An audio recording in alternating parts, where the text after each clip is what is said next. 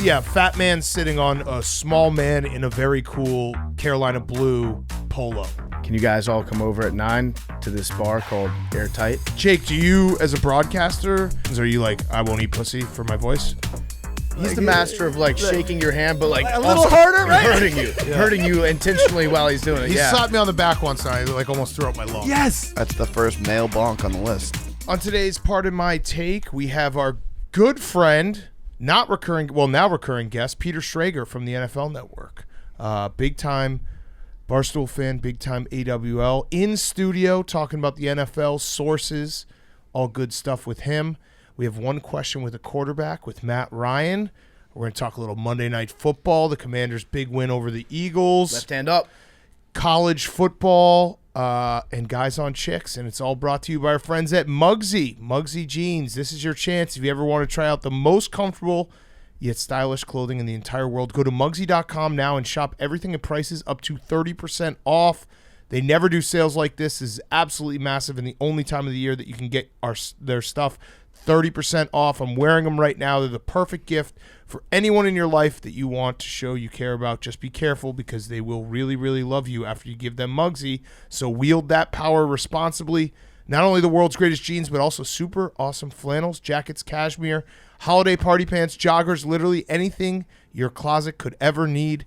This is it. This is when holiday legends are made. Establish yourself as the greatest gift giver in history, or treat yourself by heading over to Mugsy.com for up to 30% off the entire site full of the most comfortable and best-looking jeans, pants, and tops this world has ever seen. That's Mugsy.com. No code is needed for up to 30% off your entire order with free shipping and free returns if you don't like them. Mugsy.com, 30% off. Go right now. The best jeans you will ever wear. Okay, let's go.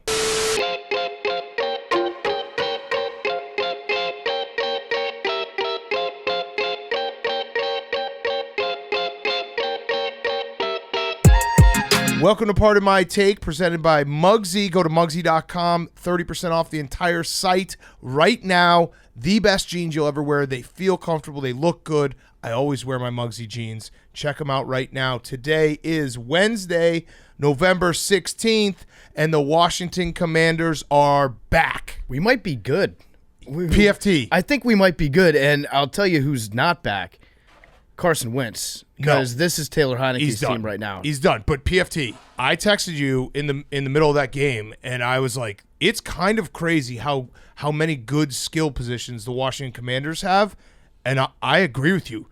You might be good. I think we are good. And as we said, I think it was about a year ago on this show, we said you got to take the Taylor Heinekes with the Taylor Lownekes. Yep. And he had a little bit of both last night. If you look at the stat sheet, you probably see that and you're like, oh, he had a very pedestrian game. But no, he's a good quarterback. He made big-time throws, big-time plays. We've got great receivers. He also made the kneel down, which was a heads-up play by him. And the way that he celebrates the kneel down after he gets hit, I've never seen a quarterback celebrate roughing the passer as well as Taylor Heineke does. I actually think they should have picked up the flag after the celebration. But Just no, you're too happy about this because you didn't even really get hit. You're way too happy about this. So he tried to do that. I think he was baiting them, and it ended up working. It was not the greatest ending to the game, but by the rule, he made the right play, and it was the right call. But that was my big point. Is people were very upset. I understand if you had the Eagles. There was a couple missed calls. The face mask and the fumble was bad, very bad. There's a phantom PI also.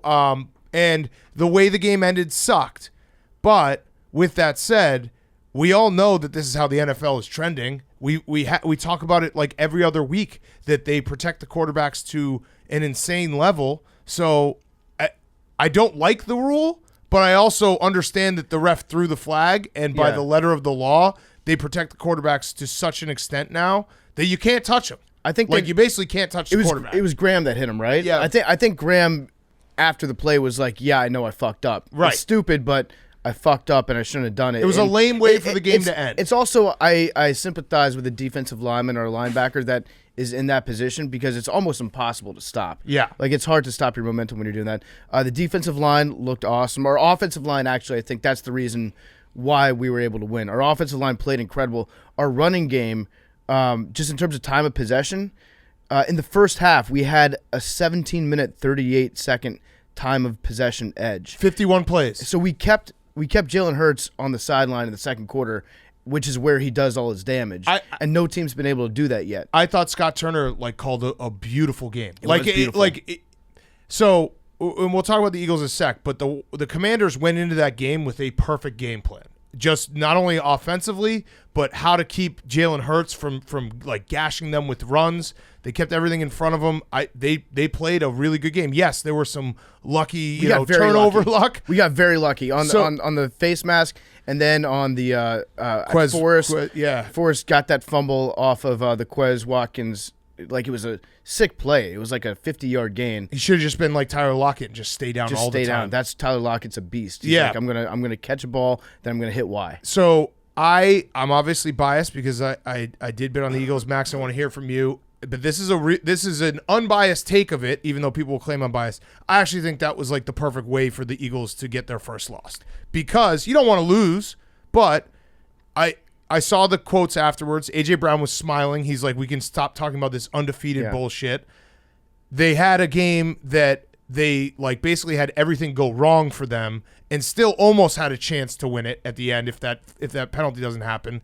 And if you're an Eagles fan, you're probably freaking out a little bit. The last two games, you've gotten gashed by the run. Jordan Davis is the difference. Jordan Davis has been out. I saw the stat. It was something like with Jordan Davis in the lineup, the Eagles are giving up 2.5 yards per carry, and then without him, it's 5.5 yards. So he comes back. I think he can come back week 13 or 14. So that, if Jordan Davis is out for the year, I'd be like, the Eagles are in big trouble because their defensive line has no bulk and they can't stop anyone. But if you're an Eagles fan, I actually think you walk away from that being okay, refocus time.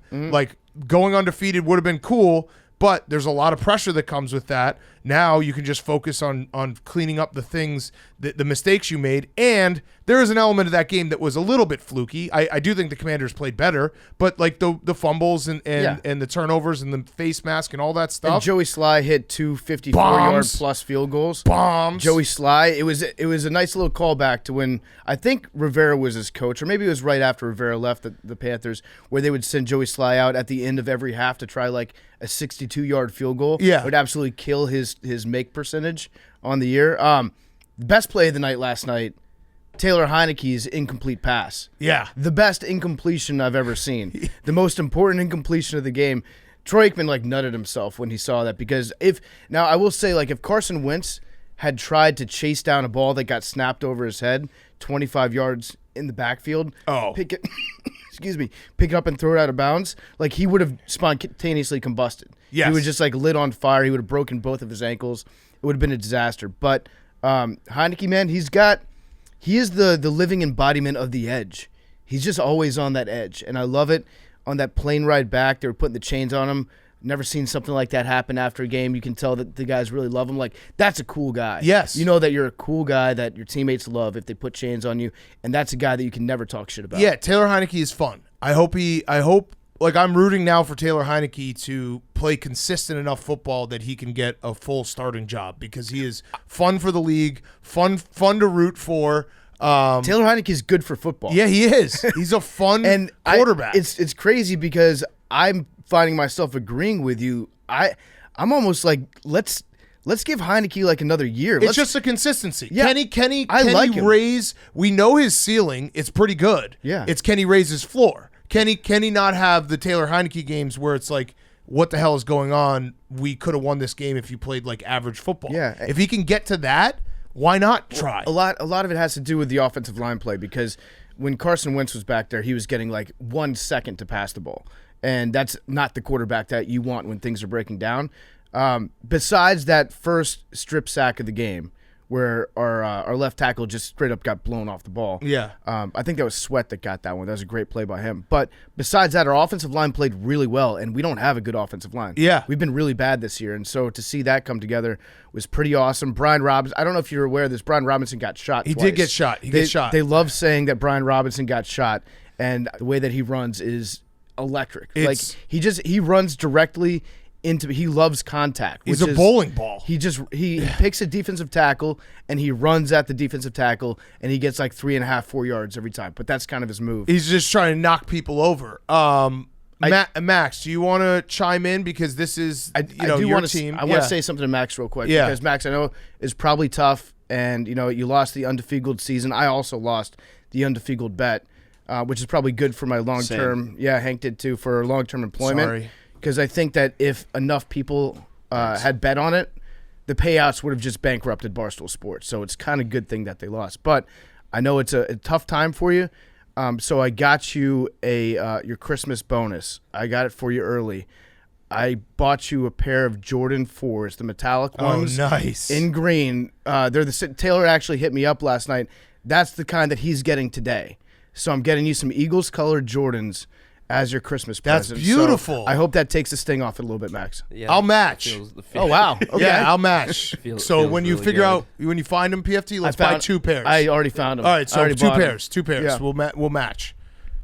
Yeah, that really helps a lot. Thank you for that. Yeah. But I don't know. I was about to say basically exactly what you said, Big Cat. Like Jordan Davis being out really makes a difference for the run D, and I don't know. You don't want to go undefeated anyway. Right. So like last night. Wait, Well, what? No, undefeated. no. You don't wait. You what? would like to. If, No. I think. No. I would I think prefer to go Yeah. 20. I would what is prefer it, to 20 and 0. I'd prefer to go 20 and 0. Well, I'm saying regular season. You don't want to. I don't want to go into the playoffs undefeated. Why? No. Because you're going to slip up. That's exactly what AJ Brown said. The narrative of going 17 and 0 is done. It is a lot of Now pressure. Yeah. Now it's get the 1 seed, which I was. Are you nervous? I'm a little bit more upset that the no. Vikings That actually makes me won nervous, that too. won Yeah. that Oh game yeah. on- Definitely PFT. This actually goes even more into the Vikings like lucky season narrative. Yeah. Like they're getting all the breaks right now, but you still beat them head to head. Yeah. And people are gonna. I know that people want to say the Eagles are frauds. The Steelers, remember the 11-0 Steelers, who the Commanders beat. The Commanders are just the slayers of dragons. I always thought that team, like, there was something. It just wasn't. It didn't feel as real. I think the Eagles are still a very, very good team. Like, there's no fraudulence to it. They haven't played a tough schedule, but they've also beaten the fuck out of a lot of teams. That Steelers team was definitely the worst 11-0 team of all time. And this Eagles team's really good. I would not be worried if I were you. I would just make a note that if this does end up impacting the home field advantage situation in the playoffs, that's going to be very bad for us. You have to retroactively apologize. Well, I've also asked Commissioner Goodell. I said, please review that face mask. I didn't want to accept that face mask. I said that's a bad call. I wanted him to take that off the board. He didn't get back to me in time, so I can only go with what the result of the game is. But I disavowed that call. I say that fumble recovery should never have happened. I appreciate your disavow. That was very big of you. Yeah. Yeah, I probably would have had a different tune if we were recording last night, but after sleeping on it, it's like I feel a little bit better. It's all right. Just don't let one bad game become 2. That's really all it is. Like if you win on Sunday against the Colts, I don't think there's anything that changes about how I feel about the Eagles. And I like Hurts didn't play like that badly. His pick to AJ Brown, AJ Brown didn't have a great game, which he was banged up. Yeah.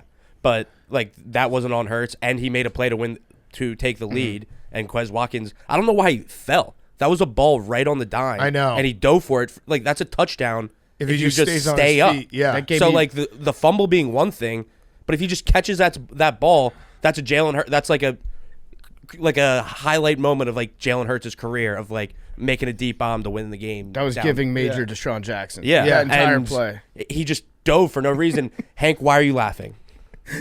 Chief just said that's giving Deshaun Jackson dead seriously. I just said because I knew that Hank was going to just wince. Yeah, I mean, Hank, do you have anything you want to say to Max? No, I mean, It is bullshit that like after the game I had- I'm more worried about Hank giving me shit than I am about PFT. I had the undefeated bet, so I was upset. But as basically a Philly fan, I tweeted Joel Embiid had 59 points last night. Who cares? And people were being just mean so to you? mean. I do love It's crazy. like Philadelphia is. I know they've had a moment, so to speak, because the Phillies run in the Union. All the losing. Yeah. So all the losing. The fact that the Eagles fans booed the team going into halftime is so fucking funny. Like any other fan base, I'd be like bad fans, but like it's so Philly that I was like, yeah, you know what? Love it. It shows that they're still alive. They're still like, you know what I mean? If they hadn't booed, I would have been like, what's wrong with Philly? Have they lost a step? No, they booed their undefeated team for being down 6 at halftime in Monday Night Football. It's good. That's sports funny. It's a very good sports. That's fucking funny. And I mean, I wouldn't say that they necessarily deserve to be booed if they were any team besides the Philadelphia Eagles, but it just fits. Like if that's going to piss you off, then you shouldn't be playing in Philly. Yeah, exactly right. So, fun game. Hank, I got a question for you. Yeah. Would you rather go undefeated? Yes. Okay. I would like to be. I think the opportunity to be the best football team of all time is enticing. How many times have you seen your team go undefeated in the regular season? I think it was once. And how many times did that team? That was a bad way of wording. Did they win the Super Bowl? They did not, but it's that- like it Point. cost me the boss. I'm gonna put my hand up right now. If Do the left either of hand. my teams, Would the you rather Bears or risk the it for the Badgers, biscuit? if they ever wanted to go undefeated and not lose a single game in the entire season, I'd be cool with that. I would say that I would appreciate if the Commanders just didn't lose from now on. Yeah, I'd be cool with that. I would be cool with a full 20-0. That'd be pretty cool. I truly was hoping to go 16-0 and then lose the meaningless 17th game. That was probably a realistic scenario as well. Now it's like, that would have been best case scenario in my mind. I'm just thinking to myself that the So you wanna Commanders win lose over going the into Eagles. the playoffs. yes, Yeah. with and your then take backups, a bye with your backups, and then have a bye. Yes. So basically, have two full weeks that you don't play any football. Yeah. Okay. I'm just worried that the Commanders beating the Eagles is going to make the Eagles lose home field advantage. It's going to go to the Vikings, and then the Vikings are going to go to the Super Bowl because the Commanders beat the Eagles. I gotta be honest. I'm like you guys have always had the Vikings hate. I am pretty adamantly rooting for the Vikings. That's cool. That's Well, awesome. you have to get a tattoo. I know. Oh, shocker! The team that's competing with the Eagles for the 1 seed. Too. Interesting. Did you That guys is a good see, point. Speaking of undefeated, Larry Zonka gave a shout out to the Commanders. Oh, 7-0 wow. Dolphins. Wow. Mercury Morris always pops his head out Pops of his whatever champagne, pile yeah. of cocaine that he's in at the time to just say, hey, all right, we're still tops. The craziest part about this game too is that all the talk has been about the AFC East being maybe getting all 4 teams in. The NFC East could absolutely get all 4 teams in. The beasts are back, Like man. they probably won't just because of scheduling, because like the Commanders have to play the Giants twice. Yeah. Like there probably will be a moment where they beat each other up too much. Whether it be the Seahawks, the Niners, the Packers, one of those teams slips in. But it would I'm not ruling out the Commanders at 5-5. No. I think if the playoffs started right now, I think the Niners would be over them. The Niners would be in They're over eighth, them. right? Yeah. But there's a lot of football left to be played, and I did go searching deep on the internet. I went to the deep web looking for some playoff machines and playoff simulators. Why do we not start the playoff machines in week 8? Yeah. Because I want to see what that bracket looks like right now. I want to see who's in the hunt. I was looking all over the place, high and low for it, and I could not find an accurate playoff simulator where I could select, okay, this is a win, that's a loss, this is a win, that's a loss. I think the way it stands now, if I understand Nate Silver's numbers, which I probably don't, but I think it's a 33% chance that the Commanders make the playoffs this year. Wow. They have they're at the Texans and versus the Falcons, and then at the Giants have the late bye. Yeah, watch out for the Commanders. Billy, what were you gonna say? My only point was on the roughing the passer penalty. That kind of thing is the same way that they think it would be a bad thing for franchise quarterbacks get hurt. The same magic we're seeing with Heineke is the result of a franchise quarterback getting hurt. So we think that it would always be negative, but Carson Wentz I wouldn't call. But No, he was. Yeah. Carson was great. It was very sad to see him get hurt. Franchise I quarterback. hope he hurries back as soon as possible to play for a different team and has a long career with them. Hopefully a team that we get to play twice a year. But, I'd say that's a net positive that Carson Wentz got a boo-boo on his pinky. And most teams with franchise quarterbacks don't have very good backups. right, but that's The Commanders, it feels like they went in this season being like Carson Wentz, but we also need Taylor Heineke because it's Carson Wentz. And with the Commanders, there's always something going on with the team. It's alternating being exciting, frustrating, sometimes just very sad. like Ron Rivera's mom passed away earlier in the week, and then he was crying the post game. There's always something around the team that's just there's just a tragedy just lurking, just tragedy just circling us. I don't know if this is what it's like for every other team in the NFL, but it just seems like there's always something going on. Yeah. All right, so great Monday Night Football game. That was a lot of fun. Taylor Heineke is fun. The Commanders are back. Max, not worried at all. I agree with you. And there was Vikings fans who were like, how are the Eagles not called frauds? It's like, well, the Eagles did beat the shit out of the Vikings. So that I wanted to make sure you didn't say just beat. No, stomped. No, I know they had a head-to-head game, and Vikings fans will make an argument that it was week 2 and they've changed. The Vikings, we admitted on Monday, the Vikings are a very good team. They are. They're They're good. a very good team. Did you see the? So we talked a little bit yesterday off the pod about the screenshot that was going around with the Vikings Bills in overtime. Yeah, where somebody pointed out that there were 12 men on the field for the Bills, and then I looked at. It was one of the first things I looked at when I woke up. So I had bed eyes, just opened up my eyes. I zoomed in on it, and I was trying to figure out, wait, I only see that number 3 is just over a blade of grass. There's only 11 guys on the field.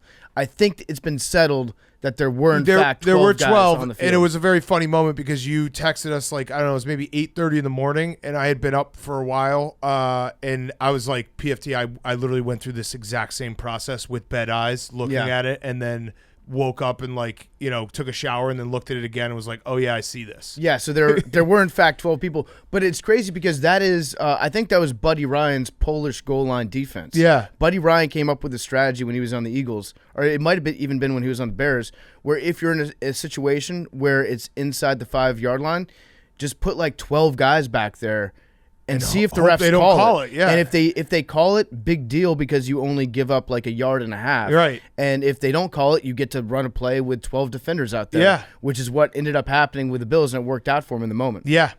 Okay, let's talk some college football. Then we have some interviews. We have Peter Schrager coming up. College football. PFT was right. Washington takes down Oregon. I hate myself for. I looked at I basically went back into the lab and tried to figure out what happened with the Chernobyl explosion in my brain with the Pac-12.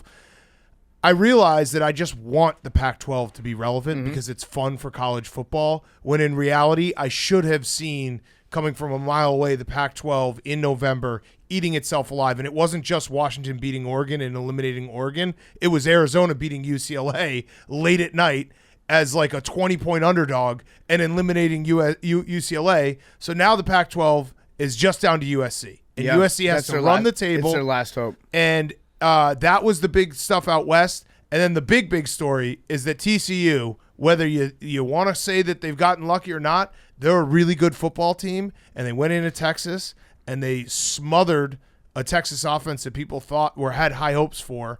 And TCU completely owns its own destiny. They win. I think they have to play Baylor. They've already clinched the Big 12 championship. So they're going to play Baylor, and Baylor's coming off of getting absolutely destroyed by Kansas. So then after that, I think that would mean that TCU would play either Kansas State or maybe Texas. Yeah. Although Big 12 Texas might lose to Kansas this weekend. They might. There's no difference between what Sark has done so far at Texas and what Tom Herman did. Actually, Tom Herman was better at this point. Tom Herman was about the same at this point. He beat more ranked teams. He went to a bowl. I know it's just Arch Manning. Sark got Arch Manning, and also he almost beat Alabama. But like Quinn Ewers, and maybe it's injury, he's been just bad. And for the last 4 or 5 games, and much like we talk about, the games that we think have meaning that don't later on in the season, Texas killing Oklahoma felt significant in the moment. Oklahoma sucks. Yeah. So it's like Quinn Ewers had this incredible game, and we all walked away being like, Quinn Ewers, oh my God. Well, it turns out that Oklahoma is just a fucking absolute dumpster fire of a team right now. I could see Texas winning this week, and then actually it would be the most Texas thing ever to win a Big 12 going, what would that be, 7-4, 8-4? Yeah. And there's a bunch of obvious flaws on the team, and we're not sure if Sark's good, but they get that little one jewel in their diamond that they can be like, okay, it's going in the right direction. Texas is going in the right direction right now. But I just don't. It's funny because there was a lot made, like the close loss to Alabama, and Alabama's not Alabama, or of the past, deluded us all to be like Sark's got this thing going in the right direction, and then he loses to Texas Tech and has the big moment where game day's there, national spotlight, and the offense lays an absolute egg against TCU, which TCU has not been like lighting the world on fire defensively, but TCU, like, at some point, a team gets to a point in the season where if you want to say luck, that's fine. And actually, this is very similar to the Vikings. They just know how to win football games. Like, they're just nails. They're down. They come back. They win close games. There has to be something to be said about a team that has that ability, grit, whatever you want to call it, to just be able to win, come up in big moments with big plays to win football games. Maybe they're not blowing people out, but it doesn't fucking matter when you're 10-0 in November. Yeah. It doesn't matter. I just think Texas, their ceiling is really, really high, and their floor is really, really low, and that's kind of been the story for them for, I don't know, the last, 5 years, 6 years. And, they just need some form of consistency because they don't have it right now. But I still think any given set, they can beat TCU. Yeah. And they weren't out of this game. It was 17-10. Yeah, no, they were. It was a defensive slugfest, even though everyone thought it was going to be a shootout, myself included. Other things. So now as it stands, if everything, let's just say everyone won the rest of their games, it would be Georgia, TCU, USC, and the winner of Ohio State, Michigan. That would be the college football playoff. Mm-hmm. I don't know. I would say that there's probably going to be some chaos involved in there. The one thing I don't want is the chaos to be TCU loses, USC loses, and then we get a college football playoff of just Michigan, Ohio State, Georgia, Tennessee. I think that would kind of suck. Michigan, Ohio State, Georgia, Tennessee would be... And there's also some UNC fans like, hey, what about us? Because we quietly have had one loss, but the ACC has been so bad. Well, if you got those four in, it would probably be Tennessee against Georgia. We've seen that before. They would make it. They would mix it up. And then Ohio State against Michigan again. Well, no. What they would do is Georgia would be one. Georgia's basically one no matter what, right? Georgia would be one. The winner of Ohio State, Michigan would be two. Tennessee would be three. The loser of Ohio State, Michigan would be four. I think it all depends on what happens in the Ohio State, Michigan game. Yeah, it's got to be close. There's a chance that we could just see two rematches in the semifinals. Right. I think they will avoid it just because they want to avoid that type of stuff. Bad for sports. It would be good for ratings. Yeah. To see Michigan, Ohio State in a playoff game would be incredible for ratings. It would be, I guess, just the Tennessee-Georgia game. I would not look forward to that as a Tennessee fan. Yeah. That would not be fun. It seems like what happened in that first matchup between them is not something that's easily fixable. Right, and it does feel like that was a 14-point game on the box score, but if you watch it with your eyes, it was like if Georgia wanted to play as hard as they wanted to play for 4 quarters, it would not be that. And LSU can still run the table and have a very good case to be in the college football playoff. And that was probably the hardest game they were going to have to play after Alabama going to Arkansas, 11 a.m. kick. No KJ Jefferson, but they survive. So it's fun. There's going to be some fun wrinkles and chaos that happens down the stretch. And now we have 17. I think I want to say 7 teams that realistically can still be in the playoff. 8 if you want to include UNC. It's fun. It's fun to have this many teams still alive in November. It's also the beginning of plane tracking season in college football. Oh, yeah, Lane Kiffin. So the Lane Kiffin alert is officially on. I don't think Lane Kiffin would leave a job after only a couple years. I think he's a little bit more loyal than that, so it's sad to see people speculating. But they're saying he might go to Auburn. I've got a better idea. Why don't the Raiders fire Josh McDaniels? I like that. And then they hire Lane Kiffin. Home. Yeah. It's coming home. Lane Kiffin goes to coach for the Raiders again. Yes, I like that. And for those of you who weren't around the first time Lane Kiffin got fired from the Raiders, it was an all-time moment. When Al Davis brought out the overhead projector like your teacher used to bring in, and then he just put together a PowerPoint presentation without using a computer, just saying what a piece of shit Lane Kiffin was, and that's why he was being fired. Meanwhile, his face was falling off. Yeah, it was. Lane Kiffin has been involved in 2 of the most hilarious firings in football history. That being left on the tarmac with USC. But yeah, that would be great. Lane Kiffin also, his post game press conference after Alabama, that sounds like a guy who wants to go to Auburn, because he essentially was like, we were right there. I wish we had a few more dudes and guess who can get a few more dudes? Auburn. You think Auburn is that much better of a job than Ole Miss? Yes. I think it has more money. I think there's probably There's no Mincy. The recruiting talent is probably. I mean, Lane Kiffin's done an incredible job with like the transfer portal and everything. But if you add the transfer portal and the recruiting to Auburn, now you're talking about a national championship because there is. He's probably also timing the end of Saban's career. Well, he wants to like, beat Saban. He just wants to beat him. He does, but he probably also knows that Saban's probably going to be gone within 5 years. You would imagine, right? And then now, if he's in state, clean up the pieces, and then he goes to Alabama. And then Auburn's also stuck in the worst spot you could possibly be if you're a college football team. Your interim head coach, who's a legend, Cadillac Williams, wins a game, has in 2 weeks playing against Alabama. If they win that game, there's going to be a lot of people being like, he just has to have, he should just have the job. Yeah. And then you might get stuck midway through next year being like, wait, what did we do? We could have had Lane Kiffin. Also, it's really tough to not hire a guy named Cadillac. Yeah. Like if he's shown that he can do the job, that's a difficult decision to make because you differentiate yourself in the market a little bit in the marketplace if your head coach's name is Cadillac. Absolutely. Also, Deion Sanders is trolling Nebraska. I don't know if you've seen this. He followed Nebraska on Instagram. I have no inside information. I just know that Deion Sanders does not like cold weather. I know a guy that is very close to Deion Sanders. Actually, I've got some inside sources. I can confirm that Deion Sanders will not be the next head coach. It would be Of funny. the Nebraska Cornhuskers. Although Deion's probably just using them to get an offer. Deion's a good businessman. Yeah.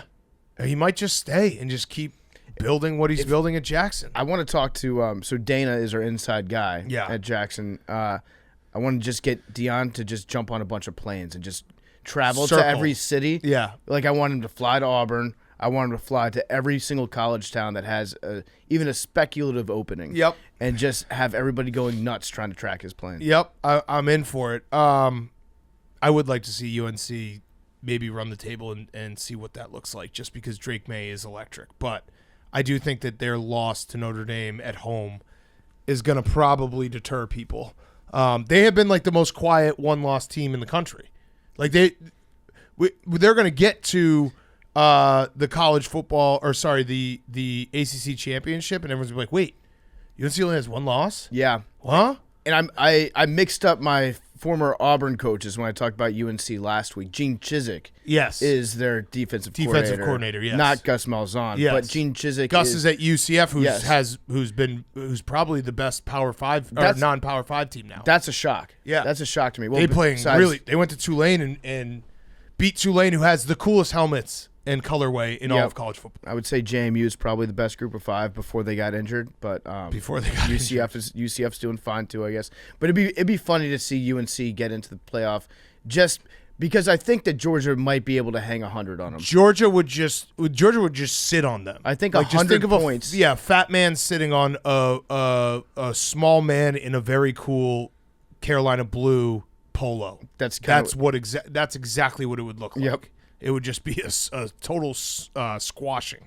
Okay, anything else from college football, Jake? You got something? Yeah, to your point earlier about LSU still being in the mix, usually your second loss is the dagger, right? But this year's a little bit different. We've never seen a 2-loss team in the playoff. In Correct. fact, that's even a conversation this year, which makes it unique. And it will be a big-time problem if they run the table and then they have to, like, Tennessee will have a very, very fair gripe because they went to Baton Rouge and absolutely murdered LSU. So they will have a very fair gripe if they get left out. I was talking to Big T about that the other day, and Big T will storm. He'll find a capital that needs protesting, and he will do some damage if that ends up being a LSU team that gets in ahead of them. It's my favorite part of college football season because every fan base is just loaded with their facts and resume. So if you ask anyone, like if you ask a Tennessee fan, if you ask an LSU fan, if you ask a TCU fan, they will just have a list of facts that they've been going over in their head, ready to go to just like be like, you're so wrong. Yeah. Just give us 12. But then number 13 is the same thing. So all right, so here's the only thing I'll say about 12. I am very much in favor of 12,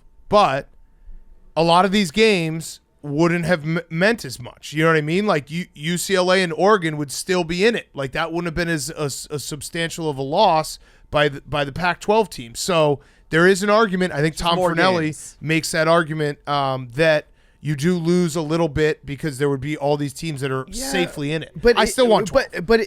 I think regardless of if there's 12 teams or not, an Oregon-Washington game is going to mean a lot to both those fan bases. Of course. Like, that's going to be. That's why I thought Washington had a chance. Whenever you have a rivalry game like that later on in the season, when the lesser team has still shown that they can be competent and can be feisty, like the fact that it's a rivalry game gives it that extra boost sometimes to the underdogs. Yeah. So I feel like in a situation like that, if it's 12 teams in the playoffs, it shouldn't matter that much. Maybe to like a national audience. Yeah, no, it wouldn't mean as much. I'm definitely not making that argument. I'm just saying some people, Tom Pernelli, have made that argument that you lose a little bit of the luster because all these teams. I would love to see a 12-team playoff this year just so that I could see 12 seed Alabama be like plus 150 to win the title. Yeah, that would be very funny. And like seeing 12 seed Alabama plus 150 to win the title, and then like 6 seed UNC being like plus 2,000. Yeah. Just because it would just be like, okay, we know what's going to happen. You kind of do have me rooting now for UNC to make the Final Four just so we can see what Georgia could smashing. do to them. Yeah, the absolute smashing. Okay, let's get to Hot Seat Cool Throw, and then we have Peter Schrager. Hot Seat Cool Throw is brought to you by our friends at Game Time. Game Time is a ticketing app that makes it easier than ever to score last-minute deals on tickets to sports, concerts, and shows, and they guarantee the lowest price. If you haven't given Game Time a shot yet, don't know what you're waiting for, you guys are going to love this app. We've been using Game Time all year. If you want to go to a college football game coming up, Auburn, Alabama, can you look at the get-in price for the Iron Bowl? Game Time is the one to use. Download the Game Time app. Go to the account tab to create a login. Redeem code PMT for $20 off your first purchase. Terms apply. Download Game Time. Last minute tickets, lowest price guaranteed with the Game Time app. What do we got? 163. 163 minus 20. That's 143 to get into the Iron Bowl and see maybe Cadillac Williams have some magic. So download the Game Time app. Go to the account tab to create a login. Redeem code PMT for $20 off your first purchase. Terms apply. Hank. Dan, my hot seat is Yasiel Puig. Oh, yeah. I haven't heard that name in a while. Yeah, well, I don't think you'll be hearing that name much ever again, honestly. He's definitely not going to play in the MLB ever again. He got busted for lying to the FBI and being at the center of an underground gambling operation.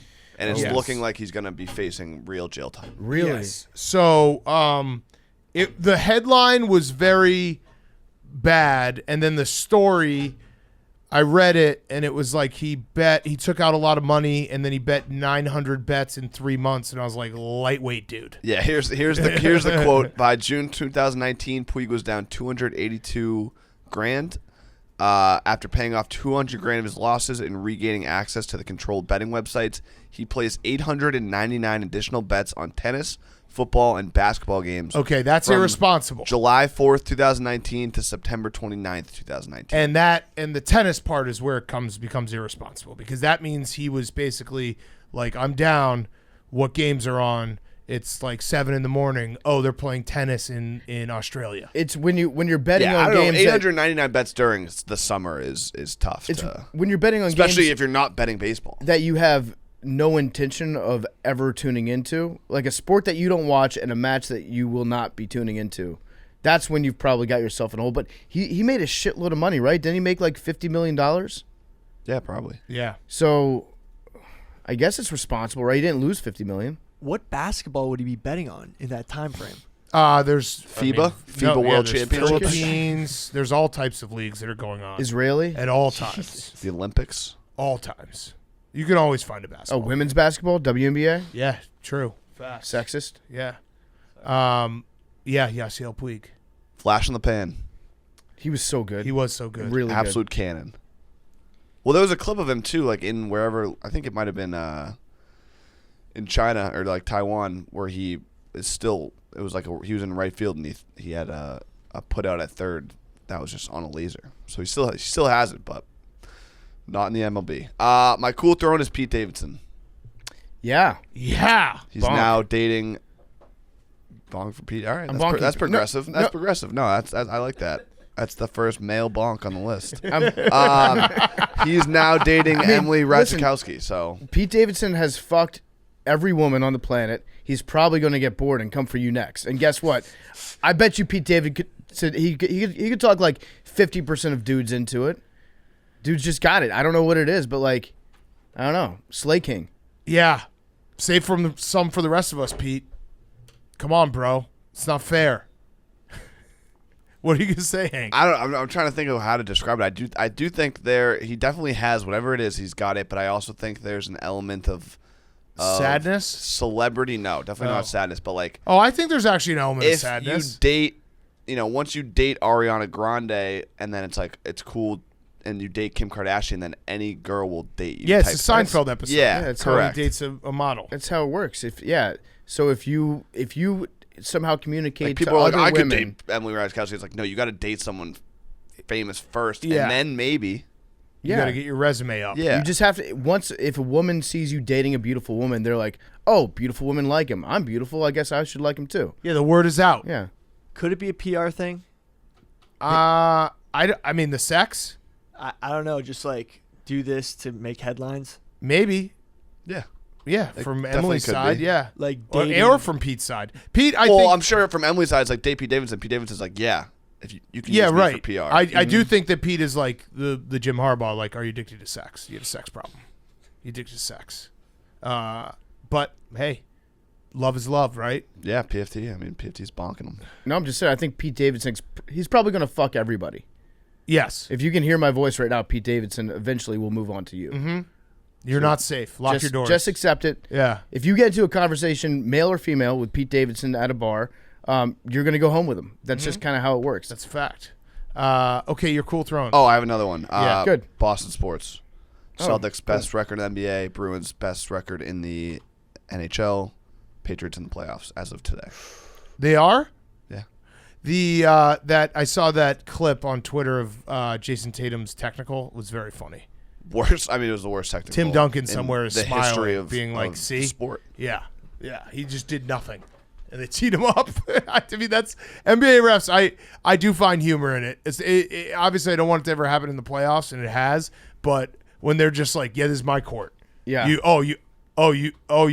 showed a little bit of emotion. It's got to feel awesome too. He Like, pre-teed him. He's like, I'm gonna do something. He's gonna say something to me, but then but he didn't. But he still teed him up. like from a human, just a very basic human level, we should probably change like how technicals or toss outs in baseball happen, because it's got to be fun. Like if you're a ref, just blowing the whistle and just going tee, like that's a fun thing to do. I think if But you have to do like the jerk off, so you look like an idiot. if you're power ranking the like coolest ways to throw somebody out of a game, number one has got to be baseball. If Yeah. you're an ump, right? Doing the you're out of here. You're outta here. That's the sickest. Number two would probably be NBA, tee 'em up hard and then point and be like, get the fuck out of my face. The NFL, I think, has it right because they just have to like calmly get on a speaker and say has been disqualified. and the player kind of just stands on the sideline for a little bit, being like, "Am I really out of here?" yeah, and then they get like one entry level like marketing person to They get escort them to escorting the out, locker room. yeah. It's always like a young kid in a polo shirt that's like trying to like an wrangle the biggest, coaching most intern. angriest guy, and you're like, okay, hey buddy, we got to go into the tunnel now. But just think about it, like a baseball ump calling a big strike three to end an inning has to be fun. That has to be fun. So we Yeah. have to maybe take away the fun level of it, because Yeah. if you're like a baseball ump and you're just bored back there, you're like, I haven't been able to punch someone out for a while. I'm gonna do this. I think you have to have it should be like a man-to-man conversation with a guy that you're throwing out off camera. Yeah. So you don't even get to celebrate. You just say, okay, let's go into the dugout and have a conversation. Treat ejections like they're streakers on the field. Yeah, that's not bad. Don't give them the no airtime. cameras, Yeah. Okay, good job, Hank. PFT. My hot seat is crypto in general. Sam Bankman-Fried from FTX is the latest Bernie Madoff right now. It's been in the news. He had, I think, about $40 billion, and now he has $0 because his entire platform went bankrupt because his business rival, the dude at Binance, found out that he could buy all of the coins that FTX was making. Because basically FTX had a big shell game going on with their whole thing. FTX, you've probably seen them. They actually sponsored. They put their logo on MLB umpire uniforms. They sponsored our stuff sometimes. They sponsored our stuff. Yeah. They put theirs on. I don't think they were on Pardon My Take though. I don't think I'm part of my take. College football show. Okay. Dropped a bag. Yeah, they did. They dropped a bag. Well, I can speak freely because I don't think I ever took their money. We can speak freely too. I mean, all right. listen, we thought that they were a real company. They had fucking Tom Brady and Larry David doing ads. Tom Brady when Tom Checks Brady cashed. Checks cash. when Tom Brady changed his eyes to be activated in his avatar, that's how you knew it was real. Right. But yeah, I think the most brilliant move that they had was sponsoring Major League Baseball umpire uniforms. Because if you see an umpire sponsored by something, you naturally think to yourself, "Oh, this is a legitimate This company." couldn't be more legit. They follow the rules. Yeah. They sponsor the ultimate rules guys. So this was also my hot seat, and a crazier part of the story was that turns out this Sam Bankman-Fried guy, the offices were in the Bahamas, and in the offices they had orientations on how to properly use amphetamines to work harder and faster. And turns out allegedly this Sam Bankman guy was using patches that were supposed to be for people with Parkinson's and other types of like disorders that they needed, like serious stuff. And turns out those drugs had side effects that didn't allow them to eat anything except Soylent protein drinks. So it was just a whole bunch of dudes in the Bahamas getting hyped up off of weird ass medicines. All these crypto guys and like futurists, I always feel like their big goal in life is to figure out how not to have any fun and become a computer. Yeah. So they're like, "Oh, I love drinking this Soylent shit because it eliminates the need for meals, which is inefficient." I love eating meals. And they're trying to take all these like amphetamines to stay up. They don't have to sleep as much. I love going to sleep. I like eating meals. I like falling asleep. And they're just trying to like optimize their bodies to just. They do want to become a piece of software at some point themselves.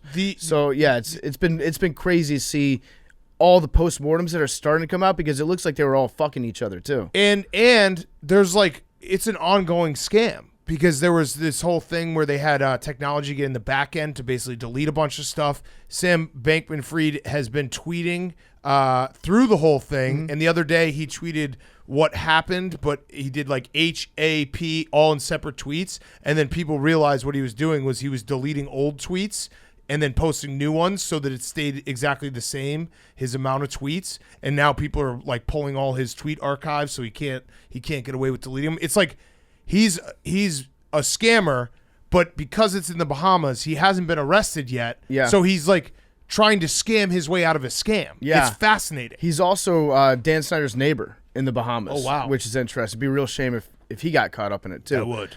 But yeah, it's been crazy to see because apparently the way that this all worked was they had FTX was very trusted. It was looked at as being like the future, the safe investment that you can make. And then Bankman-Fried was trying to write all the legislation that was going to govern cryptocurrencies in the future because he knows that one day the government is going to have very specific rules around crypto. So he figured, why don't I just write it that Write the way? rules. I can write my rules in. That's what like Ticketmaster did back in the day. Yeah. They wrote all the laws. So he wanted to write all of his own laws, and then that pissed off the guy from Binance, who was like, I'm Mr. Crypto. I'm open source. No rules for anybody, deregulate everything. So then the dude from Binance was like, I'm going to buy so much of this guy's fake money, and then I'm going to sell it all at once, which is going to make his fake money crash, Yep. which is going to crash his other business, and he's going to lose $30 billion overnight. Crazy. It kind of rocks. It rocks because, and I feel bad for people who've gotten hurt in this. My brain is too small to understand crypto. So whenever a crypto scam comes about, I'm like, thank God for my idiocy. Yeah, no, I mean, I did buy Doge as a joke. And then I have a couple Bored Apes in my portfolio. Well, of course, we have to get the slurp juices too. And then I also was heavily leveraged in Cum Rocket for a period of time. I remember there was a moment I was walking down the street. It was probably about, maybe it was like July, June, whatever. Some guy stopped me and was like, Big Cat, what's up, man? He's like, dude, you got to get into Bored Apes. I just sold mine. I made like $300,000. I was like, this doesn't feel right. Yeah. And then, but then you say like, what is a Bored Ape? And then Yeah. it's like, well, that's a 5-hour long conversation. Right. So All I know put is $1,000 in an NBA Top Shot. yeah. Oh yeah, my I have Alex I some Caruso. top haven't even shots. thought about going on that website Yeah. in over a year. This is where our stupidity actually saves us, because we just, as a podcast, are very shielded away from these. I only I purchase also- actual things like Alex Caruso chase down block highlights. Yeah. I also tried multiple times, or like would see stuff and kind of get brainwashed by NFT stuff. I was like, fuck, I gotta get in on this. And then the like 6-step verification stopped me. Yeah, It was like you have right. to Too download many this app and then download this add-on and Yeah. then put your money here. And I was like, I just stopped. It was like, fuck it. Dude, I got And given that was one. the best thing that's ever happened. I got given 2. I think I owned 2 NFTs, and it was like, it's the encryption is so like deep level security that we're gonna give you a password that you'll never be able to find again, that you have to write on a piece of paper and save. I lost that. So that's another one where it's like, I don't know where it is. What do you say, Billy?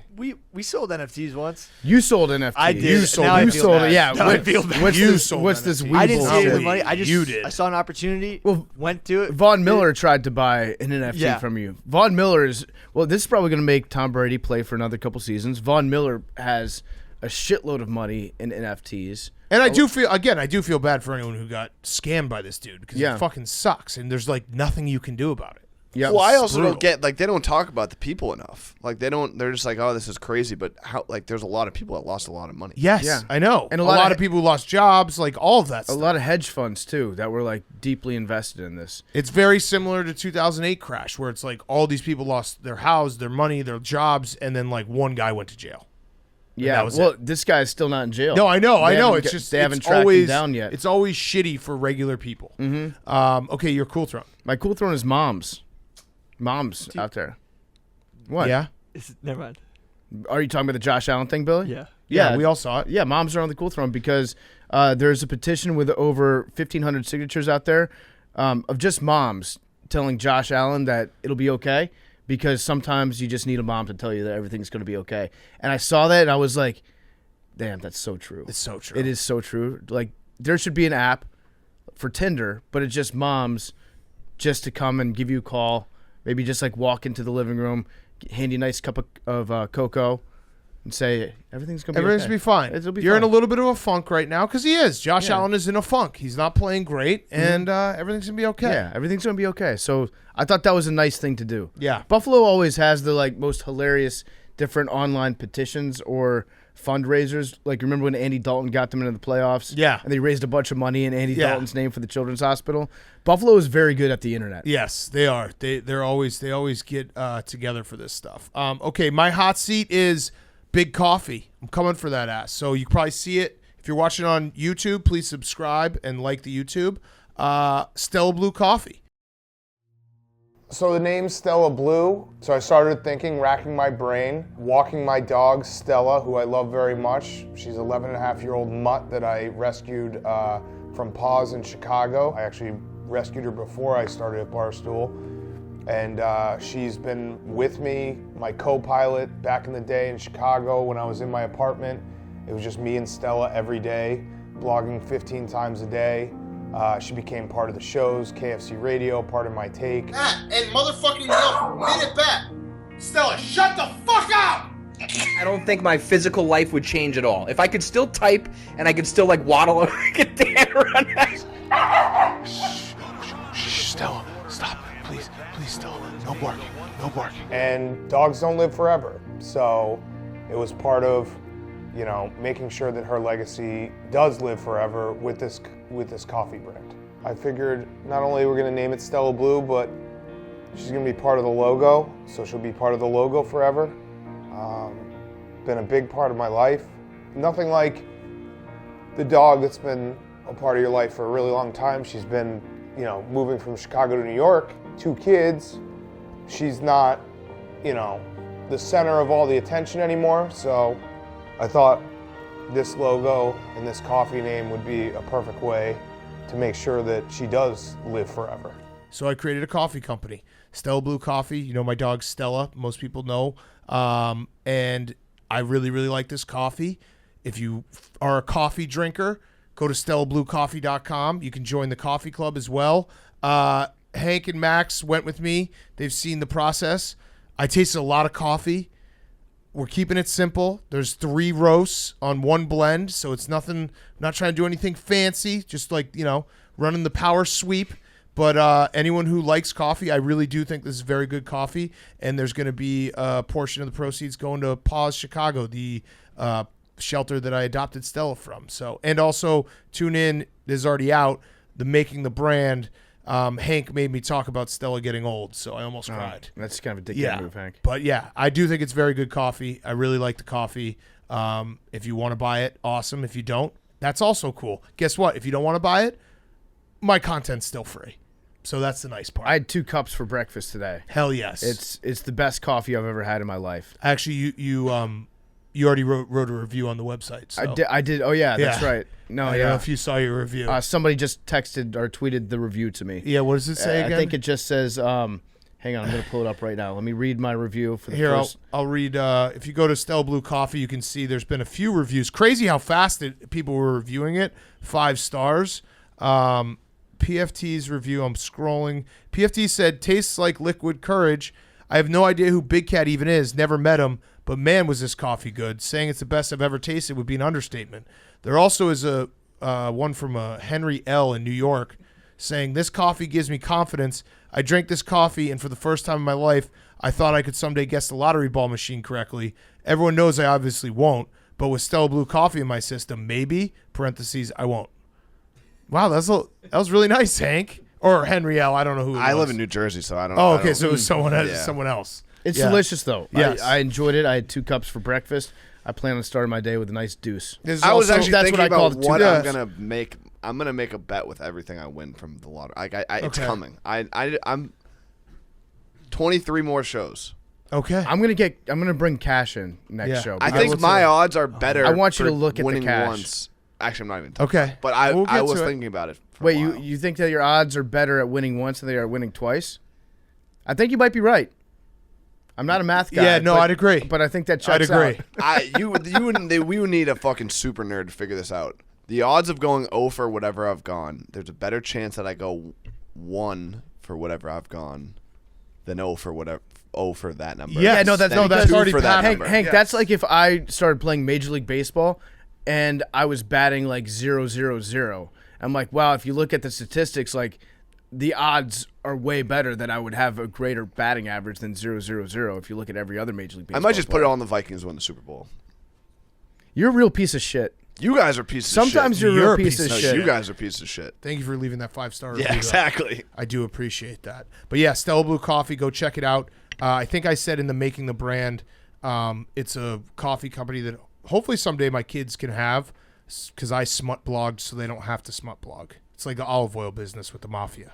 I was in the internet mines looking for guess that ass, they don't someday have to do that. Are you concerned that when you pass just the spoiled the brand last down line to of the them video. Oh, and sorry. they inherit it? This is coming out after. That they'll have to pay the inheritance tax on the Stella Blue Coffee. Yes, and they won't be able Guess to what? afford that. I won't give a fuck because I'll be dead. Yep. Yeah, that's the nice part. And then my cool throne is love, because I don't know if this is actually an official relationship. There's been a lot of rumors, but it does feel like Larsa Pippen and Marcus Jordan, Michael Jordan's son, might be dating, which is awesome. Jeans. That's love. Yeah. Scotty, I'm sure, is happy. Good about job. that. Good job, Jordan family. Yeah. Like being a dog runs in that family. a little bit, I guess. just imagine MJ being like, "Did you hear all that shit about Scotty saying that LeBron's better than me? Go hit up Larsa. Yeah. Let's start this relationship." That's tough. That's tough. Billy. My hot seat, sorry. My hot seat is Trent Williams. So Trent Williams, a tackle on the 49ers, apparently might be tipping pass or run plays by his stances. Shout out Twitter user JNay_LSS. Some of the difficulties in the running game with Deebo Samuel specifically might be because of Trent Williams tipping off plays with his stance. Oh, no. So shout out that Twitter user. He went through the All-22 and found this tell. Kind of like Okay. a pitching tell. Interesting. And my cool throne is the solo pod. After some technical difficulties, shout out all producers, Barstool Sports specifically. it's hard to produce a podcast. I've been trying to do it all weekend. It's pretty difficult dealing with large file sizes. It's Tuesday. Right. It's coming out Wednesday. He started to upload it on Friday, though. The internet was slow. So it's been... apparently 12 gigabyte file needs to be compressed in order to get uploaded anywhere, something I just didn't know. And shout out Avery, shout out everyone in the control room helping me out with that. So that's coming out Wednesday. So you grinded all weekend trying to get it up? It was really like a 48-hour long podcast. No, well, I got the podcast done, but getting the file off my that's computer. not done. Right. When we tape this, it's not done till it's up. Right. Otherwise, we're just making. I know, but now This is just it is we're just talking into nothing. And it's a 3-hour-long Right. podcast? alone. Well, it's 2 hours and 20 Okay. minutes. Once it was Okay. edited All right. down, Yeah. Yep. because come on, no one's Yeah. dead air. Yeah. And also, how the hell? Well, did it you choose- wouldn't. You've already only produced dead air because you haven't even put it up. right, but it's scheduled. It's Got it. scheduled. For Wednesday. Okay, it's officially It's going scheduled. to compete with this podcast. Is it Got it. compressed? Yes, it's compressed, ready to go. Okay. Also, how did you have the exact hot seat, Hot cool throne? thrones? That was crazy. I don't know. That's Anyway. scary. He does have access to the internet. Yeah. I mean, the FTX story Was is the biggest probably story- the biggest story in the news. Yeah, and I got sent the Josh Allen thing a bunch. Yeah. Yeah. All right, Shout Jake. out, moms. My hot seat is the city of Oakland. So there's been rumors about them losing the A's to Vegas. Oh no. And they are the A's are playing 2 spring training games in Vegas this year. So Yeah. potentially no. the rumors are escalating a little bit. Did you guys It's see? like your wife going on vacation, staying like at her personal trainer's house. Yeah. It's insulting to Oakland that they have to deal with this right now. Yeah, it's or your wife learning karate and getting put into a chokehold and then posting about how cool it was that she learned a chokehold. Oh no, jujitsu. Jiu-jitsu. Yeah, and then going to it's like if what if you lost like a bunch of money in crypto and then your wife went on vacation to Costa Rica with her karate instructor? That's kind of like what the Oakland A's are dealing with right now. Tough. Yeah, the A's. Did you guys see Jimmy G last night at the Warriors game? He had it was. I don't know if it was a bit or anything. It probably wasn't because he's Jimmy G. It was Jimmy G, Kittle, a couple other Niners. The entire Warriors cheerleader staff came up and just only said hello to Jimmy G. Like all of them, one by one, like in a row, just came up and was like, "Hey Jimmy, hey Jimmy, hey Jimmy." I like and then that. our guy Kittle, which we got to get it deleted from the internet, but the ref did the whole here, take the ball, and then took it back. Yeah, like 3 times. Well, Kittle I mean, kept on trying to grab it. they probably knew that Kittle he's off limits. Yeah, no, but the ref was playing with him. I didn't like it. Yeah, it's a little disrespectful. Yeah. My guy Anthony Lamb from Vermont, by the way, he's in the mix on the Warriors. Really? Rotation now. Okay. 5 of 6 from 3. Oh. 17 points off the bench. Bang. Undrafted. Love it. On the season? No, last night. Wow. 17 points. That's pretty. That's nice. impressive. Yeah. It's almost good as Della Vadova, who He hit hit 3. He hit a big 3 the other day. About 5 of them. Oh, 3. Yeah. Was that on the show? I don't know. Was that on the No, show? no, it I don't wasn't. think It was so funny. No, 'cause we had- you guys didn't know that Delhi was in the NBA. I didn't realize Delhi And was then- on the Kings. And yeah. and obviously I stay on Delhi's case. And I was like, yeah, he's in the NBA. He hit a 3 the other day. And I was just like, wait, he hit a 3? Yeah. He still got it. It was a huge night. He hit a 3. And then speaking of the NBA, this also happened Sunday night. We should have mentioned it, but Joel Embiid is my cool throne. Oh. He had a heck of a night. Watch out, Jake. Thank you, Jake. Watch out. Thank you, Jake. Yeah. It should have been mentioned. It It should have been mentioned. I mentioned. mentioned it. No, we said after the show we should have mentioned it on the Yes. show. We never mentioned I said it on after the the show it should have been mentioned. Yeah, so be careful. The first player with 50, 10, 5, and 5 since blocks became an official stat in 1973-74. That's a on pretty good Sunday night. Yeah. That's a pretty solid night. And also, listen, Delhi had 5 points November 2nd, okay? It wasn't just the 3. He had another field goal and an assist and a steal. That's almost as impressive as Joel Embiid's night. He hit a 3. Guy hit a 3. Okay, good job, Jake. Let's get to our interview. Peter Schrager in studio talking football. On the other side, we have Matt Ryan for One Question with a Quarterback. Peter Schrager is brought to you by our friends at Blue Nile. Whether you're looking to pop the question, have a milestone to celebrate, or want to let your love sparkle, Blue Nile can help you make your celebrations even more memorable. As the original online jeweler, Blue Nile offers the largest selection of independently graded diamonds and pieces priced significantly below traditional retailers. Blue Nile has helped millions of couples create their perfect engagement ring. Their easy online tools let you choose the diamond shape, size, and clarity, as well as setting style. Blue Nile's bench jewelers will then help you handcraft her perfect one-of-a-kind engagement ring. Looking for a piece of fine jewelry to commemorate a special milestone, but still having trouble choosing? Blue Nile has jewelry experts on hand 24/7, available via phone or chat to help you find a memorable gift at every budget. Shop stress-free with Blue Nile's 100% satisfaction guarantee. All Blue Nile orders are insured and shipped for free and discreet packaging. They also offer overnight shipping if you're in a rush. So check it out now. Make your moments sparkle with Blue Nile. Go to BlueNile.com. Use code PARDON to save $50 on your purchase of $500 or more.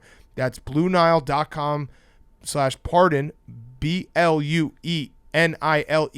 BlueNile.com/pardon to save $50 on your first purchase of $500 or more. BlueNile.com/pardon. Okay, here he is, Peter Schrager.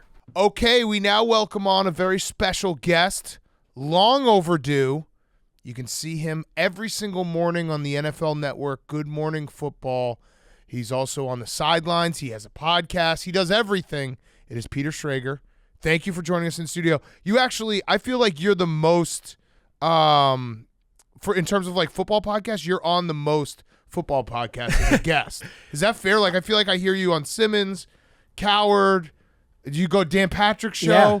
So we're the last to it. But Yeah, I was actually, I mean, I'm a huge fan of both you guys. And Thank I you. love what you guys have built. And I've long said, like, that our show, Good Morning Football, was kind of built and no one knew. And then we now have this thing, and it's like we're authentic. We are who we are. And I think you guys have that also. So I'm honored to be asked. But yeah, I do Coward every week. I do Bill Simmons every Friday. But this is a thrill, dude. So okay. Who's the best? You can't say Yeah. us. Yeah, you guys have the most listeners, right? I think. Well, yeah, Simmons, no, No, we're but number like, one. what's We your- didn't ask that. But What's I your, like what's your best. favorite show to go on? I like Simmons because so you hate Colin I Coward. hate Okay, Colin. Yeah, no. Colin puts me in a corner. No, Fake Colin's soup the man. guy. Yeah. The thing about the supermarket that makes you remind me of Justin Fields, but By the way, Schrager, I should say, I'm going to back him up because we do have guests on every now and then who will be like, oh, I love you guys. I love what you built.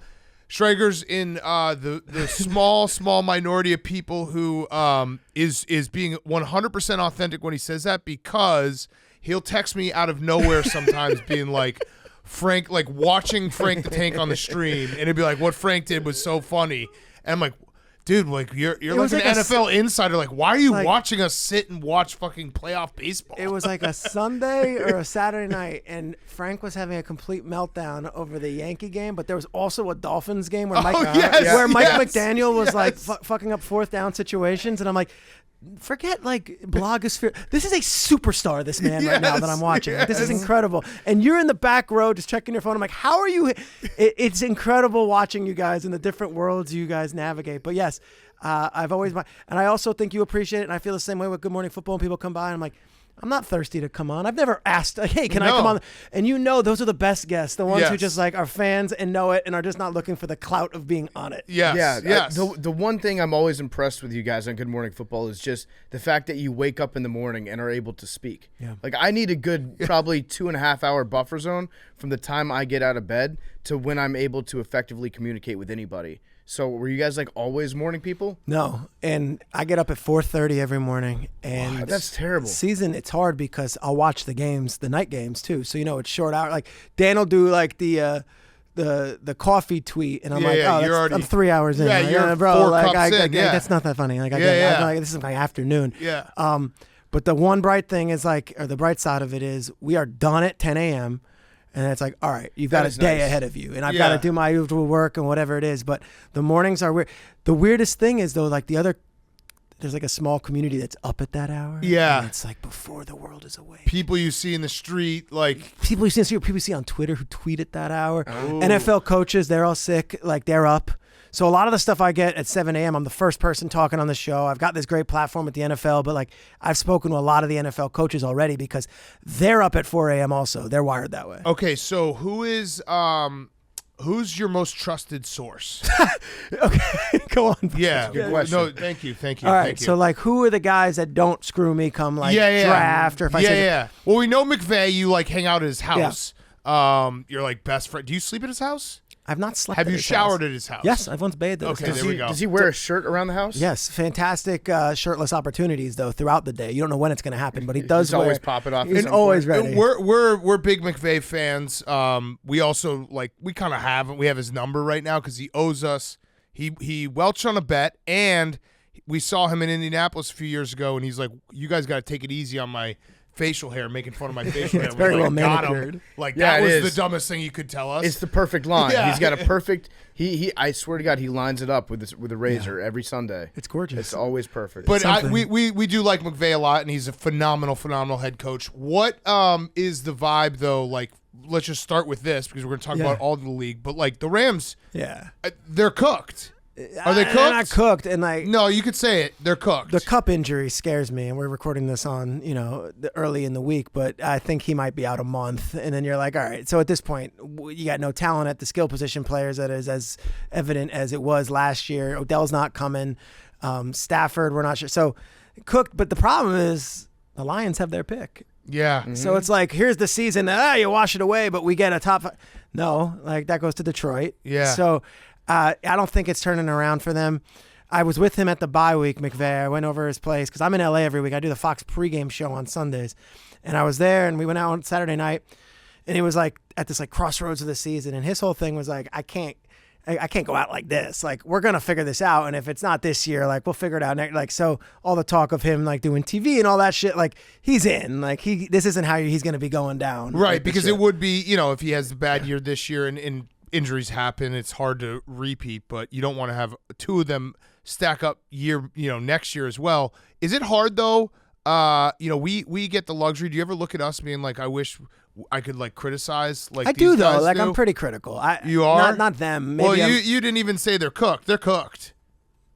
They look nice and sizzling. No, they're right now. cooked. They're dead. Done. They're done. It's tough to come back from Colt McCoy. Clip in that Arizona. for me. Let's send that to Sean McVay. So who is a guy that you have been critical of? Who's we take a lot of shots at Kirk Cousins. Yeah. On this show, he's kind of become. He's our bitch this year. Yeah. But we also take very hard shots at Josh Allen. We said that he shouldn't throw interceptions. Yeah, he shouldn't do that. Yeah, very critical He of needs to him. stop doing that, and also he tries too hard on defense after he throws an interception. That's the take because I know he it's hits people too hard. There's a couple coaches who I've had critical things to say, and they've stopped me in my tracks. Ron Rivera is the first one for me. Okay. First year of the show, we're coming out hot. I've got this TV show, this cool opportunity. I'm so important, and I've got sizzling takes and all these things in my head. And I don't know if you guys remember this, on a Sunday night, Ron Rivera benched Cam Newton because Cam didn't wear a tie on the plane. Yeah. Yeah. I remember that. And it was like, There's a lot of Tide discourse that so week. I came out, I'm like, this guy won you an MVP. This guy is the man.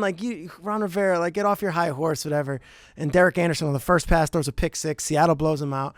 The next morning, I come in, okay, here's my big moment. I'm going to go viral. Come out, and I take Ron Rivera to task. I don't know Ron Rivera from anyone. I'm like, all right, I'm going to take him down. I get a text from Brandon Beane, who's now with the Bills as GM, but was in Carolina. He's like, oh, boy. He's like, I just saw what you said, and Ron's in the room with me. You might want to call Ron and just call Ron. I don't have, You never talked to him. Don't know him. Wow. It's Ron Rivera. I don't know him. I'm coming Right. in. I knew him maybe I did a press conference at the Super Bowl with him, whatever. The next week, I was doing sidelines, and I look at my schedule, my Fox assignment. You can't make it up. Atlanta at Carolina. So I've got to sit in a room like this with Ron Rivera, and I'm shitting a brick the entire week. Because A, I'm sure there was a reason why, and B, I went way overboard with it. I'm talking about losing his job, all this Right. stuff. So I get in there, and Bean stops me, and he's with Stephen Drummond, who's their PR guy, and they're like, Ron is looking to talk to you, and I'm like, oh shit. So I come in, and Ron reads me the riot act out of the gate. It's who the F do you think you are? You're nobody. You think you're hot. I've never seen you. I don't know you. And then he looks at those guys and he starts laughing. He's like, I'm just fucking with you. Oh, that's awesome. And he says, but I'm just fucking with you. But also, that's true. Yeah. Everything I is said true. is absolutely true. But he's like, let this be a lesson. And he's like, here's my number. And you're going to learn this as you get into this role. I hope you're not doing this for one season. You're going to learn this. If you've got something that's really critical and you want to be the Skip Bayless and you want to have that take, here's my number. If you really have a problem, let's talk before you go on air. he can explain his side. I can explain it. And if you still have that take, great, as long as it's authentic. But, that was his thing. I like that because it's also we try never to get like too personal with the things. Like we'll never be like, oh, we were at like an awards ceremony and you and your wife like didn't say hi to me, like that kind of shit. So yeah, that take by Kyle, which was on the Russell Wilson, it threw us all for a loop. That came out of nowhere. And we like Kyle, but that was came out of nowhere. I remember watching it being like, wait, what? Yeah, it What came did you out of say? nowhere. And I Kyle, haven't heard the word poser since like 1997. You brought out the word poser. And it stung. It was like I got a flashback Yeah. to like 5th grade And when I've somebody was got- like, "Yo, bro, why you wearing airwalks? You don't skateboard." You're a poser. Poser. That's it. I remember wearing those Airwalks and getting called a poser. Smoking Yeah. You're smoking cloves. Smoke a real cigarette. Yeah, I mean, poser. You wearing cut- Stussy, bro? You don't even know. I feel like that cut deep though. That Like did. if Russell Poser Wilson saw that, he was probably like, I don't know if he can get hurt by things if robots can feel feelings, but Yeah. he was probably like, fuck. Am I a poser? Call me anything you poser? want. Don't call me poser. Yeah. I always have Kyle's back, and I always say like Joe Thomas went off on Saturday, Jeff Saturday on Friday, and I'm sitting there in the Wait, set. what? That's so confusing. Joe Thomas went off on Jeff Saturday, getting the coaching job on Friday. Friday, got it. But then on went our on Sunday. show, and it happened on a Sunday, and we're on a Monday. It happened on our show, and I was sitting there, and like, what do you do when the other guy goes? And like, I support anyone on our show, but that's your word. So if Kyle wants to call him a post, that's cool. I got Kyle's back. That's my guy. Do you think Kyle, like at the, because I don't we think- are friends with Kyle and we like him and he's very good at his job, but that was one of those ones where do you think he looked back and was like, that was kind of weird of me? No, Really? I don't know. Like, he Because didn't. I have those all the time where I'll have like a take and then I'll look back and be totally. like, oh, what was I saying? That Say, was weird. what was I saying? Or I'll tell a social media person like, don't put that one on. Yeah, there. right. yeah, Don't right. post Let's that. not. That's Yeah, good. that's let's not. let, the let's let that breakout. one Yeah. just be for the people who are watching live. Yeah. No, I don't think Kyle had any Good regrets. power with to it. him. Yeah, no, he sleeps at night. That's Feeling good great. about- That's yeah. the best thing you can have in this business is like being like, yeah, well, I'm fine. Yeah. It doesn't bother me. The other coach, Vrabel, I was very critical of the Titans last year. I'm like, this is a bad number 1 seed. Like they're not going to win in the playoffs. And I picked the Bengals to beat them in the playoffs. And I was like very cocky about it. Like, I just don't think this team is like there's too many injuries, whatever it was. And then at the NFL Honors, Vrabel saw me, put his arm around me. And like, I've met him before. It was kind of like, hey, saw what you're saying. Like, remember, and he won Coach of the Year that night, but I was like, all right. He's the master of like shaking your hand, but like a little also harder, right? hurting you intentionally while he's doing it. He Yeah. slapped me on the back once and I like almost threw up my lung. Yes, Yeah. and it was then I saw him at the combine. He was great, but like for that moment at the NFL Honors, I'm like, oh, Yeah. yeah. Mhm. When you're doing sidelines, you ever just make things up? When you come back from halftime, it's like, I just talked to Doug Peterson. Coach said they're really looking to be more physical in the second half.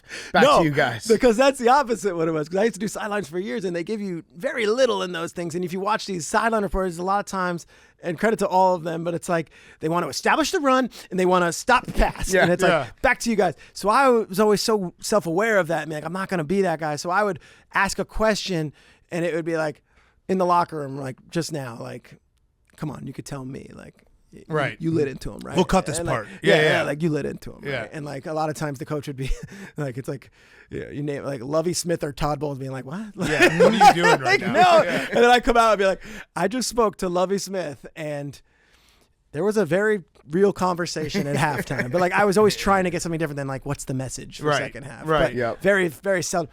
Like Sean Payton would always give you great shit. Pete Carroll always gave you good stuff, like coming in and out. But very rarely are you getting some like firebrand thing. Like I have to rush on to air to tell you what the coach told me walking off Yeah. the field. Yeah, you'll never believe it. Kyle Shanahan said that they have to pin their ears back on defense and get after the quarterback Yes. if they Gotta want to win heat this up, game. Heat up the quarterback. No more penalties. Yes. Oh my God. Do you since you're so plugged in and this probably sucks one of the negatives of your job, do you ever have to catch yourself when people are like, oh, you're just name dropping, but it's like, no, I'm actually giving context to the No, it story. sucks. That's 99% of the tweets I get on Bill Simmons' podcast. Is I'll it you come out- name drop? Yeah, and it's like I don't care. Or you who- just name drop Bill Simmons. there you go. Sick, dude. It's a drug. No, but it does like because your job is as a reporter. Well, I always try to preface it with like, I don't say anonymous source tells me. I'll tell you straight up, and I've got a good enough relationship with those guys that I feel like I can say it, and I can say it's from them, and they're not going to be outraged, and it's not going to put them in a bad spot because I'm not necessarily putting them in a corner. But yes, if I'm talking about Ken Dorsey I've become friendly with, right? And if I'm like Psychopath.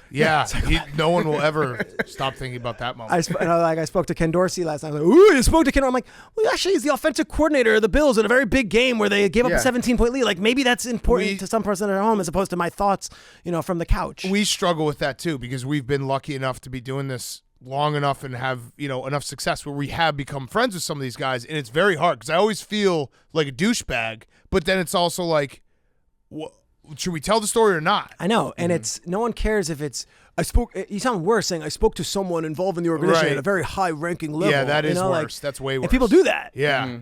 Yeah, so you're doing okay. I like that. That's a good answer. I try. There you go. Now we just clap back at the haters. You never do anonymous source. I like that.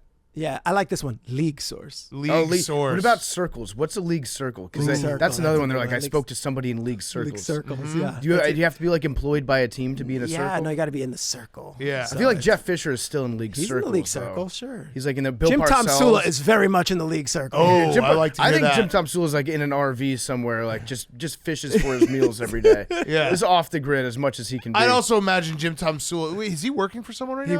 He was with Dallas last with McCarthy, but not anymore, I don't think. I would imagine too, like Jim Tomsula in this. He's probably a very nice guy. We never had him on the show. Oh, Jim Tomsula is the greatest. Yeah, guy. the greatest. No, I'm not even like doing. Yeah, like, we would love to have him on the show. Great PMT guys. But I would also imagine that like he would like tip off someone and it would just always be wrong. He'd be like, I'm hearing this, and they're like in the back room. They're like, let's just tell Jim this and just get this out there. Wasn't a big source of mine. I don't think I got a lot of sparkling info from Jim over the years. Yes. We get a couple games we play with because you listen to the show. This one is called What Would You Do If a front office executive from the Browns told you that Condoleezza Rice was interviewing to be the head coach of the team? This is what you guys do. This is good. Question. I don't question that someone did tell Adam Schefter that, and I don't think he would ever. I'm just saying I don't think of anyone. He's not going out there if it didn't come from somebody. Sure enough, I think Condoleezza is very much involved with the Denver Broncos right now. So I do believe that maybe there is some justice somewhere in Adam's mind that, you know what, you guys were all laughing at me. She got an even bigger role now somewhere else. Maybe Schefter was just early. Maybe one day she will be the head coach. The other game that we play with everybody is say something mean about Commissioner Roger Goodell. Your boss. My boss. He signs my checks. Your boss. No, actually, the real question I want to ask you about him is like it is something that people will always ask you because you're employed by the league, right? So at sometimes it kind of goes back to the coach conversation. You have to know when you can be critical and what you can say and what you can't say. Yeah. How do you balance that? It's a good question. I think when it comes to like some of like the bigger issues, whether it would be the Watson case or some of the stuff going on with the Washington, your team, the Commanders, like our show, no one ever tells us like you can't say this, you can't say that. The funny thing is, a lot of times what we do get pushback on, or we'll get stuff like I can go have a take on something like whatever it is that I'm like, oh crap, they're gonna call or someone's gonna say something, or maybe Roger's watching and he's gonna have a problem with what we say, so put the league in a bad spot. The one thing that they're sensitive at, and it's fascinating to me, and it's more like you should talk to this person if you really have a problem with that, is officiating. So like I was outraged about the DJ Moore call when he ripped off his helmet, because the rule says it's not a penalty if you remove your helmet. It's only a penalty if you remove your helmet in the end zone, and he removed it out of the end zone. So the next day, it's like the easiest thing. Me and Kyle always call it like sports talk radio, like fodder. Like we're upset about the call, Here we are.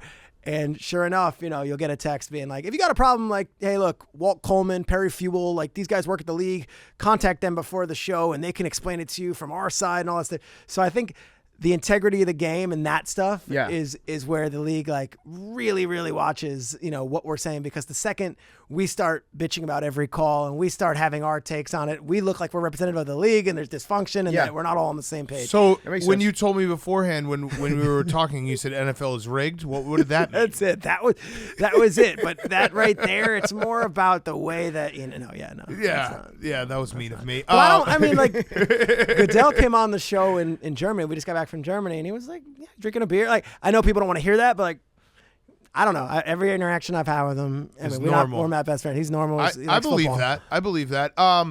So knowing that all these coaches, do you do like the hushed, serious tone when they get fired and being like, these guys have families and stuff? You do? To black in memoriam. Yeah, no, seriously, I do. One of the guys I was really heartbroken for was Matt Nagy, who was obviously Why? coach because he's Why? the greatest dude in the No. world, and every Wrong. Bears fan wanted to see Matt fired. And like, Yes. I know what his Do you kid- see what Justin Fields is doing now? doing great. Look, And what I get it.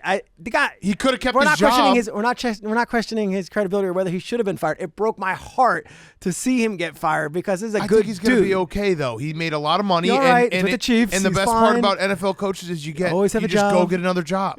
Someone else will hire He's going to you. get another chance eventually too to be a hope head coach. I bet you he will. Probably will. Most of these guys get another shot. Like, If the Chiefs win another Super Bowl, and Matt Nagy is a big part of that effort, then yes, someone will be like, okay, what did you learn from your first time, your first go around? What mistakes are we correcting? And he'll get another job. yeah, and he might. And I think about the human though. Like he had kids in high school. I know you That remember, part sucked. You remember Yeah, the yeah, story yes, that like yes, his that kids part got booed in their high school. completely I'll give you uncalled another one. for. Joe Yeah. Judge last year, and every Giants fan wanted Joe Judge out, and I've become friendly with Joe, and he's a good dude. Like he's whatever you want to say. He gets fired. Everyone's so happy doing flips, and I do this thing where I'll call the coach or I'll text him and just be like, hey, if there's anything I can do, I can't do shit, but I'm like, if there's anything I can do, put in a good word with another team. You know, they don't need my help, but it's a gesture. Like, Right, hey, right. He calls me right away and he goes, here's what you can do. And I love this about Joe Judge. And Giants fans might be ready to run through a wall for this, but they're like, here's what you can do. Next time you or your co-hosts want to shit all over Daniel Jones or say that Daniel Jones is terrible or this or that, know that Daniel Jones is tough as shit, comes prepared, and I would run through a brick wall for that guy because that guy. And I'm like, that's the one thing you want. You don't want to take a shot at Gettleman. You don't want to take a shot at the Maras. You're like, no, whatever. He's like, just that quarterback was tough and was put in a tough spot, and I just want everyone to know that. That's And I'm cool. like, That is cool. You don't that know what says a lot about a guy Yeah. to be like, yeah, you're right, because he could just bitch about everything else. yeah, and a lot of these guys, when they get fired, it's like, to your point, they've got money. They got like, it's a an rough ego. thing on their Yeah, it's ego. Yeah, that's yeah. what it is. Yeah, no, that makes sense. As you're introducing yourself to these coaches, when like some guy gets hired and his first head coaching gig, how do you go about getting his phone number? Yeah. Do you like give him your phone and you're like, hey, just put your number there? No, and Do you a have, lot like, of a pickup times, line you use? here's Yeah. what I'll do. This is like, 'cause I was not single during like the online dating craze, and like I'm not great with going up to a girl in a bar or any of that stuff. So this is a very odd situation when I want to give my number to a strange man and let him. Yeah. So what I'll do is I'll often find a mutual connection, a guy that's worked with him, a guy that's been, hey, I'd like to reach out to blank. Can you put me on a little group chain with him? And if that guy's like, no, I don't feel comfortable, then okay, I'll try that. But I'm never gonna be the one who's like, hi, can I see I have your number? Like, Yeah. it's not that's just weird. Yeah. Yeah. Peter Schrager is brought to you by our great friends over at NPR. That's right, I said NPR. Lionel Messi is arguably soccer's biggest star, but winning the World Cup has always eluded him. Now he's facing his final battle to bring back the title to his home country of Argentina. If you're a fan of PMT, you will love NPR's new podcast, The Last Cup. Much more than a sports story, The Last Cup is a tale about confronting age and human limitations, a story about loyalty, identity, and what his journey reveals about all of us. I can't wait to listen to this. I love Messi. You guys know that. We're Messi guys on this podcast. Hosted by Argentine journalist and NPR correspondent Jasmine Garst, The Last Cup is a dual-language narrative podcast focused on Messi's memoir. In what's expected to be Messi's final World Cup, the podcast will explore themes of capitalism, immigration, class, and race. We love Messi here. I think he's got a great chance. I still think that Italy is probably top to bottom a better team than Argentina, so I'm still picking them, but Messi is the greatest player in the world. He's the best player in the history of soccer. The Last Cup isn't just a podcast for Messi fans. It's for all sports fans. Anyone who loves stories of competition, team pride, and the legacies we leave behind, check out The Last Cup from NPR and Futuro Studios. Find it at NPR's embedded podcast feed. And now here's more Peter Schrager. Yeah, so about the coaches, who's the coach that's going to get fired next? And why is it Cliff Kingsbury? I don't think Cliff's getting fired. Is that because you're friends with him? Yeah. Fuck. Okay. No, I actually don't think he is getting fired. I think he signed the extension, and we're going to see how the season goes Yeah, out. no one ever fires anyone during an extension, as Jimbo Fisher just Yeah. like trends every Saturday. I'm curious to see what happens over the next few weeks with the Cardinals because I think that team played with A lot of fire. Do you think he's Yeah. done Joy? anything as a head coach besides the joy that they played with? Everybody was saying it Tons last of weekend. joy. Like, You could put Colt McCoy, Yeah. like that guy just screamed exuberance to me when I was watching him play. They're 3-1 Yeah. under Colt McCoy. He's like Gordon Interesting, Bombay isn't it? when he Are they throws, better without yeah. Kyler Murray? I'm not saying it. I think you implied it. I'm just saying that team that maybe needed a spark, and maybe Kyler comes back, and it's like, all right, that was it. That's what we got to do. But The joy. The thing with Cliff, right? You want to say like, yeah, like Yeah. he's what- actually what's he really done? unique. Let me tell you something. He hasn't done shit as a head coach. He knows that. He made the playoffs, whatever, and he knows that he lost there. But he's unique. Anywhere. College as I well. get it. I mean, look, this is like low-hanging fruit, shitting on Cliff Kingsbury. Like, but he's No, we like it. We just whack it. We just come with our whack-a-mole. machetes That's and we it. just hit the low-hanging fruit. Why have to climb up the tree when you can just get it right he's down not here? one of these like. He's not one of these guys that is like, and you guys always have said football guy over the years. He's not necessarily that guy. He's kind of self-aware and he's kind of in on the joke and he's kind of like into TV and movies. Like he would be on one of these shows having a talk without being head coach. And then, oh, by the way, he's got this crazy mind where he can draw up plays. Now, whether you guys are like, I haven't seen it yet and all that shit, that's fine.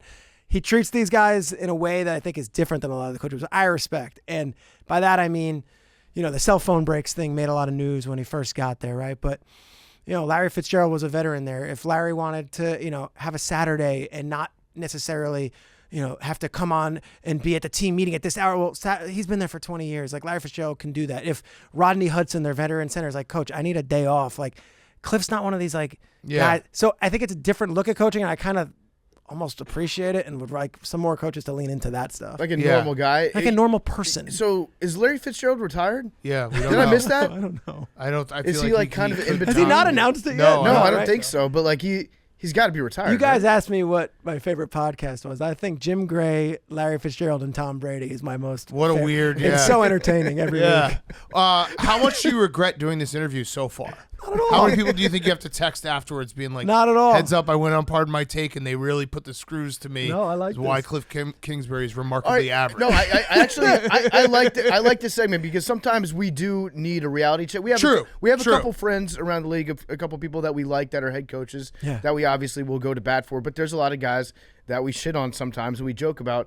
But you probably know them better than me, so I kind of like that check on us. Yeah. Like, okay, so Mike McCarthy, tell me Yeah. why I'm an asshole for always making fun of Mike McCarthy. See, the one thing is to make fun of, like, did he really wear the Lombardi jacket to the Yeah, he game did. and then like be up 14 in the fourth quarter? He Yeah. wearing a Lombardi. Like, you know, He did. it's one thing to go in there and I beat thought he him, looked like good. like that kind of stuff. Like on our show on Good Morning Football, I'll even just, and I won't say like he's an idiot for doing it. I'll just pose it, be like, did you need the jacket? Like, Right. Was it not enough to just go in there Right. and like you know have this? You need to wear the.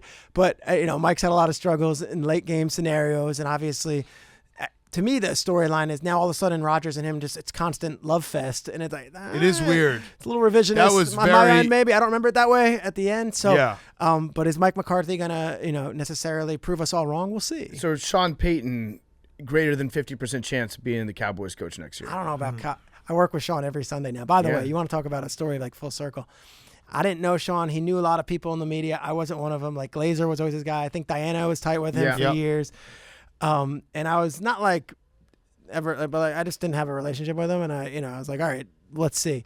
I've been working with him at Fox. This guy is cool as shit. And I'm like, oh, I get it now. Like I get why players love playing for him.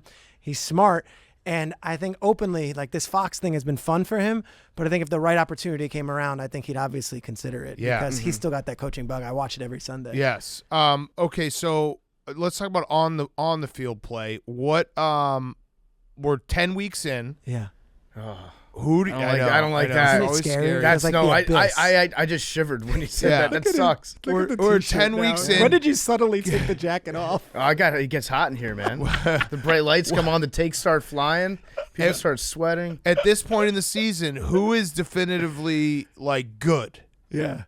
besides the Chiefs and the Eagles? People say the Eagles aren't, but I know.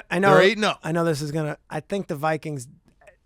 Hear me out. I think the Vikings winning in Buffalo that way, and I know you can say they got the game given to them, but that's not Vikings football. They have lost that game a million times over the last few years. So have the Bills. So have the Bills. I think that was more of a Vikings loss that the Bills had. though, Yeah. to the Vikings. Yeah. Like that they Took did. their energy. They had it, but I mean, credit to the Vikings because they did outplay them in certain parts. They of did that not play game. them at the end, and they made the plays they had to, and Jefferson was really special. So I'm going to say the Vikings are in that conversation.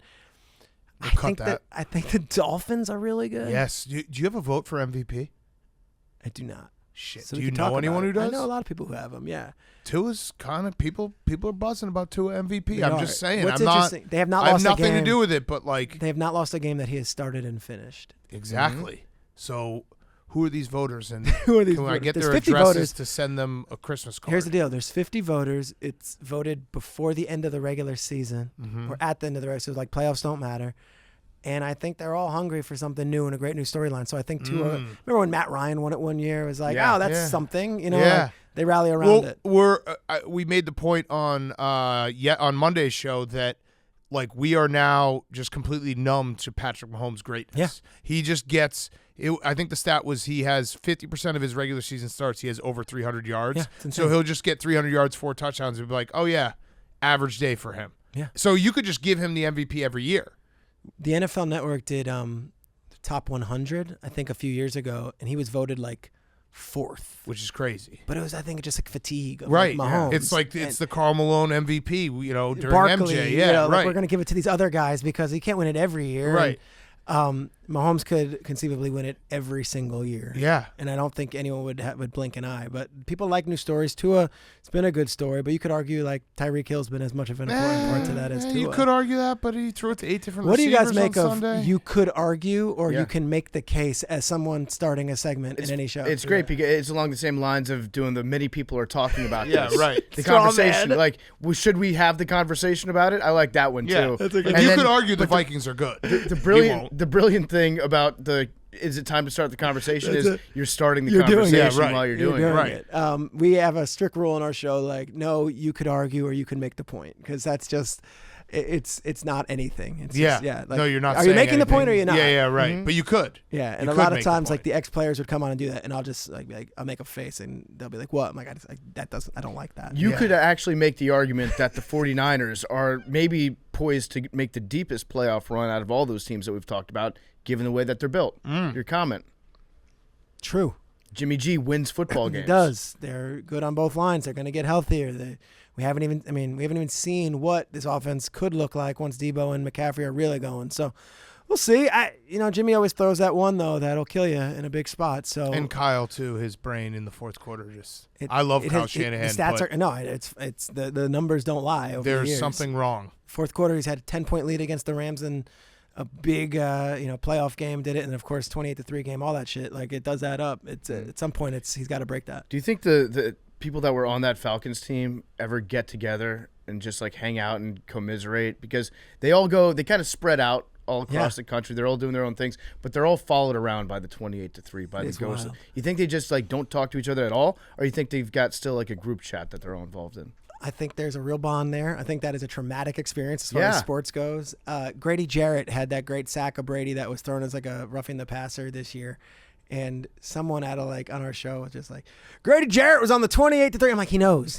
Grady Jarrett knows he was in the 28-3 game and that Brady beat him again. Like it follows them everywhere, whether it be Ryan, Kyle Shanahan, Dan Quinn, it follows them all. I'm sure there is a bond there. Yeah. So Vikings, Eagles, Chiefs, Dolphins. Give us a team that whether you have a source or not, that you're like, I'm not done with the Bengals.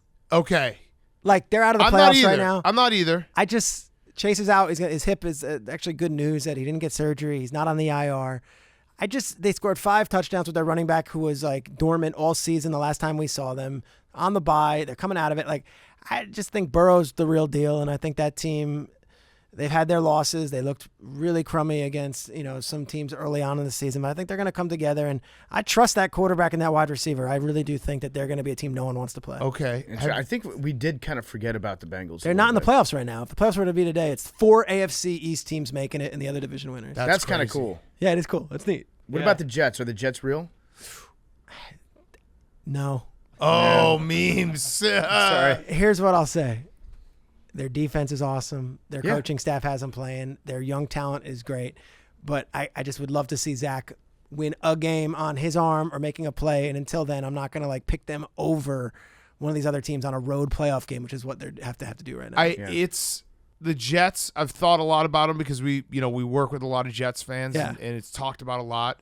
It does feel 2018 Bears vibes, where it's like Talk about your that. defense is really good, elite even, And it's like you just know in the back of your head, like, can the quarterback do what he needs to do? And that team had a home playoff game at Right, least. Like right. the Jets probably right now, if they'd have to beat the Dolphins again, and the Bills would have to lose a couple more. Like right now, they're in striking distance. But I don't know. First of all, they can't beat the Patriots. They play them next time. They play obviously, but it's 13 straight games.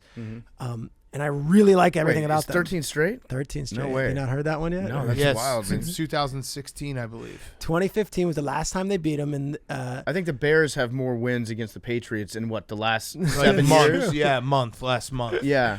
the Jets thing, because like as you guys know, you're in New York. Every other person stops you. Oh, the Jets, and it's like I sound like I'm being negative. I'm not. I love their young team. It's being honest.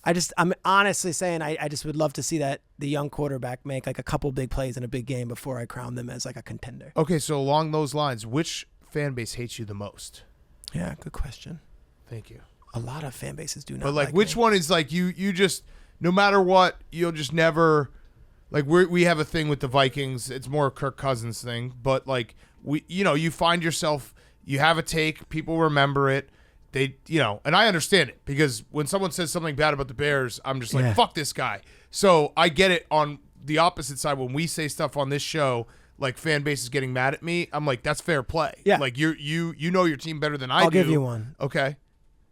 Seahawks fans for years did not like me, and it was because of a 2012 FoxSports.com video that I did with Adam Shine at the draft. And I said, gosh, you're taking Russell Wilson, this undersized quarterback, when you just signed Matt Flynn. This draft grade is a D. And I'm literally in my 20s, like, wearing a suit that I got at Men's Warehouse, and I'm like ill-fitted suit, and I'm trying to be serious sportscaster guy. And I'm like, how could you take Russell Wilson when you just got Matt Flynn and you have this thing?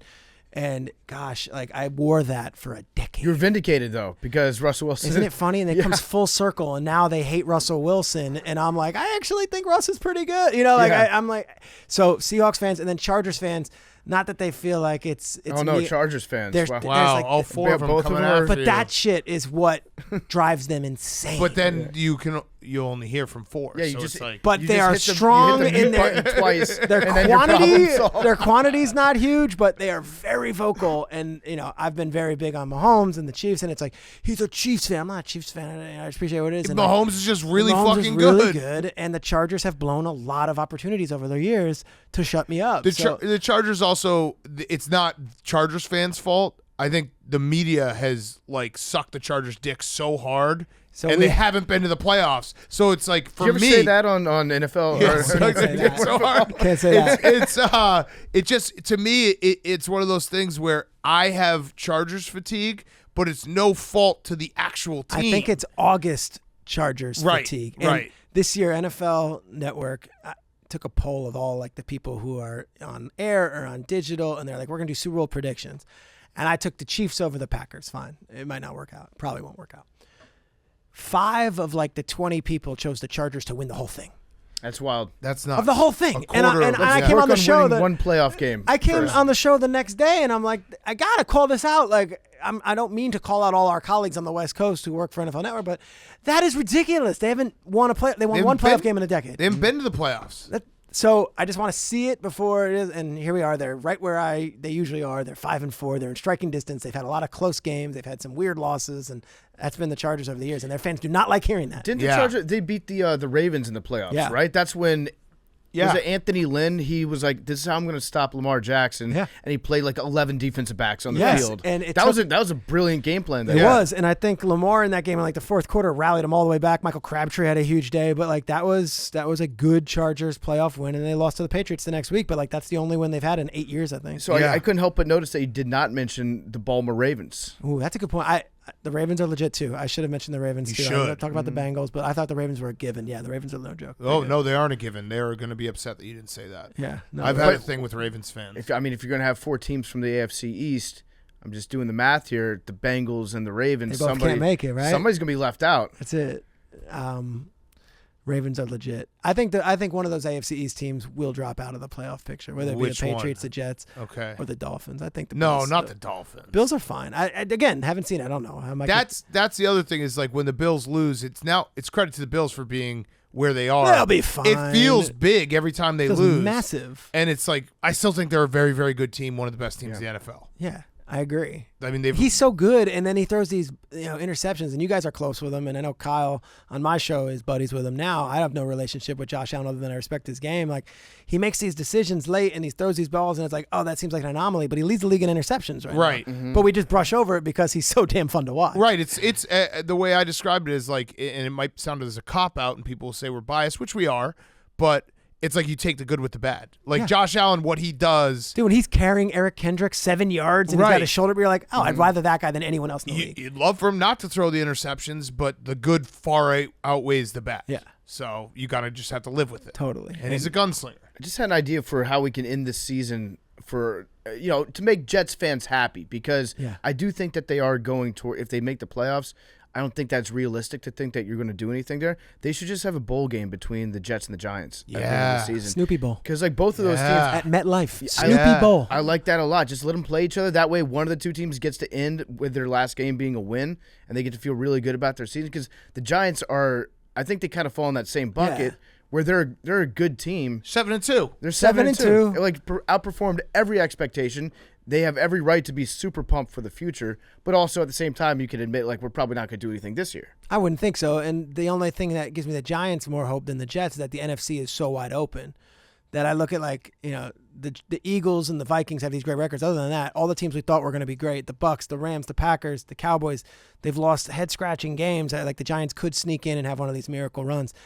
AFC, I'm like, it's tough. It's a gauntlet to think you're going to beat Kansas City, Buffalo, Baltimore, all those teams. Yeah. And we're not talking about the Titans either. I know, so and they hate that. That's another fan, that's another the fan Titans. base. Oh, yeah. my gosh. Vrabel's going to hear this, and he's going to That's it. He's NFL gonna honors clutch grab me. you on the back of the neck So with a hard. Vulcan death grip and make So you hard, pass dude. out. Always remember the Titans. Have you guys redrafted the 2021 quarterback draft yet? We haven't. Is that a thing people are doing? Well, I've seen it a lot on the I media. know, I So know. you want to do it real quick? Let's go. Let's do it. Okay. All right. One. Are we going to go round robin? No. You just go. me? You just go. Yeah. I really only care about one. I think Fields is one. Oh, okay. All right. We're good. Are we That's drafting, the draft. Are we drafting That's the running draft. backs or quarterbacks? good line. Oh, I think man. Fields is one, but solely because they in like a Do you have the sunglasses on for your avatar? It's the thing with the whole like discussion of that, it's just a very lazy way to start the conversation about Justin Fields, because he's going to get better as a passer. I think so. We've right? seen that, like, it happened, and he's not god awful. He's just not a great passer yet. There's But not a lot of weapons. and And, like- also, if he's able to run like this, then yes, that's a very good thing that he can It's do. a very good thing that none of the other guys can do anything close to what he does with running the ball. Yeah. And they're finally building the offense around him, obviously. And, like, I think you've said it a few times.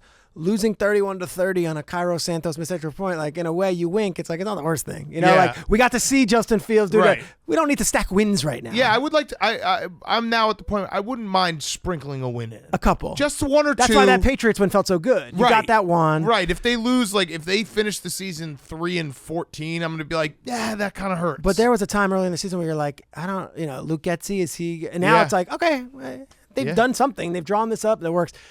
I think Trevor Lawrence has the biggest future. Yesterday, I thought he played well enough against Kansas City, and it just like you see flashes, and then you see the same kind of stuff that just happens when you're on a bad football team. Yeah. You just like lose. Yeah.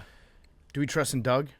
Is Doug going to turn that around? I think so. Yeah. I think Doug I trust sticks in Doug. around. I trust think. I like Doug. I like Doug. Yeah. Has he been on the show? No, but Good I dude. like Doug. Good dude. It's just Doug. All right, Doug. so then You got just Mac, do three. you got Yeah. Lance, and you got Wilson. Trey Lance doesn't even count right now. Yeah. I don't know. Mac's been bad this year. So it's Zach Wilson. No, he hasn't shown us anything. That's Davis Mills? No. I would go Mac, Zach, Davis Mills. Oh, okay. And this is taking Trey Lance totally out of it because we just don't know. Yeah. He just hasn't played enough football. He hasn't played enough. And I think Zach Wilson has a great opportunity to shut a lot of people up over the next few weeks. They're they're in the driver's seat right now. Yeah, they are. This is a good opportunity. I would say Penei Sewell number one. I think Yeah. you got to protect the quarterback. That's true. Panay Sewell or Jamar Chase. Remember that debate? Yeah, those memes, those are great. Those It are was the like best. never ending. Yeah. I think maybe both teams ended up with guys that they like. You can both win a little bit on that. Like the Diggs and Jefferson trade. Also, there was a poll by like the Athletic, and I'm not sure if it was with the agents or anything. It was like they were ranking all the general managers, and Howie Roseman from the Eagles was like 14th or something. And I just laugh like with those draft decisions, like he will never escape that Jalen Reagor over Justin Jefferson. No matter how many Super Bowls, no matter how many playoff things, like that's the kind of shit that just sticks with people's when you miss that by like one. Because you know what it is? Fans, and I do this all the time, I'll just go back and look at drafts and just be like, look at all those guys. ProFootballReference.com. Look at all those guys that Did you do that with Trubisky? Like, would you just... No, I never more, did. But like, no. I never... At some point... I've never once thought what life would be like with Mahomes, Peter. No, never. Never. The Niners get a pass on that. They took Solomon Thomas. Thank you. They're like, we got Brian Hoyer. We're Solomon good. Thomas is the biggest bust from that draft. We got Brian Hoyer. We're solid. Thank you. I tried to start a alternate narrative that Leonard Fournette was the biggest bust. Then he won a Super Bowl and was phenomenal, and also became a friend of ours and a blogger on Barstool Sports. So I stopped that. But I've done all the tricks. If you look at who you could have drafted, you also have to take into account that they would have then, like in my case, they would have had to be a Washington Redskin football team and commander. Patrick Mahomes in a Bears uniform makes no sense. Yes, it doesn't always work like that. It's mostly like things regress to how your organization is run. Everyone always does. If the Knicks passed on Steph Curry went to like the most amazing place, or they didn't trade up, whatever it was. It was like either pick after, pick before. If Steph Curry's on the Knicks, I'm sure he's a very good player. He's not Steph Curry though. Yeah, no, his ankles would have disintegrated in New York. There you That's go. just a fact. I've always said Patrick Mahomes got hit by a bus in Chicago. Like those Patrick Mahomes, that type of quarterback being on the Bears just doesn't compute ever. Okay, this has been awesome. I have one last question. Rowback question. RHOBACK.com. Promo code TAKE for 20% off your first purchase. Q-Zips, hoodies, polos. Rowback.com. Also joggers, which are awesome. I wear them every weekend. My last question is, are you allowed to gamble? I'm not. You aren't. And I don't even do NCAA tournament pools, bro. Like I can't. I sign away my life. No, I'm serious. I don't want to either. I actually enjoy fantasy football? No. So you don't do anything? No, I do a fantasy football, but no money. What's that like? It's actually really purifying and like liberating in a lot of ways. I watch you guys all the time. I know it, and like to not have any stakes in it is such a great way to just watch football. No, but it makes you care so much about everything. I know. But like that, I don't have the. There's a lot going on. Like I couldn't handle watching waiting for the final. I know I watch you guys. Trust me. I listen to you. When that over hits in the last play, it looks like the greatest thing in the world, and it's like so exciting. I don't have that in me where I'm like I need that. So is that but is there an NFL like you guys can't gamble? Yeah, no, they don't want us gambling. That's so crazy to me that why wouldn't they want NFL? I think me specifically, like guys who have inside information. Yeah, I guess that makes sense. Yeah. I'm looking at your. Can I tell a quick story before I go? Yes. Eddie O is all over here. Oh yeah, he's everywhere. He's and you guys had such a ride with them, and I'm talking about Burrow and Chase to you guys like you don't know. Name drop. Sean McVay's wedding this year. Oh. Okay? We're at the wedding. Saturday afternoon. There's a few media guys invited. Al Michaels, who was cool. Jake Glazer. Fine. Cool. Name drop alert. Name dropping everywhere now, just sprinkling it. What table were you at? I was at a good table. You sure? I was Al at a good table. Al was actually with Stan Kroenke. Al was at the better table. Okay, all right. Al was the gentleman table. Where was your table placed? Right in the middle. Okay. Kingsbury, Staley, O'Connell, Colt McCoy. We were talking about him. Okay. And a guy named Chaz Gesner who used to play for Belichick and is this entrepreneur who's cool as shit also. And you should probably have him on. We should have look up Chaz Gesner. Need to hang out with Chaz soon. Saturday afternoon, we're at the pool. It's all these NFL coaches. LaFleur is there, and all these guys, and Jay Gruden comes popping by. Here you go, whatever. Everything's great. Eddie O is there, shirtless, looking like $1 million, just glistening in all his glory. And I'm like, oh, I didn't know Sean had anything to do with Eddie O. And he's taking photos with everyone at the pool, and everyone wants to take a photo with Eddie O. And I'm the whole time like, I guess McVay had something to do with it. Later on, McVay pulls me aside. He's like, how about Eddie O being at the pool? And I'm like, yeah, when were you? He's like,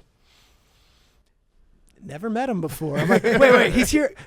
Coincidentally, Eddie O at the pool, just mixing it with it all. Awesome. Not invited to the wedding. The best. But in the mix and having a blast, drinking with everybody, was the coolest guy at the pool. He's not invited to the wedding, not there at night, no connection to McVay. Eddie O, LA, poolside, just living his best life. He is honestly I feel like I've never seen anyone happier than his last year. Where is he? He's at Miami now? And he's nowhere. He's taking a tour of the country with his girlfriend. He's having a great time. His son's coach at one son coach at Tulane. I think the other one coaches at Louisiana Monroe. So he goes to their games, but like we were talking about coaches getting fired and the ego being bruised and like, wanting to get back out there. I think he's just like, yeah, I reached the pinnacle.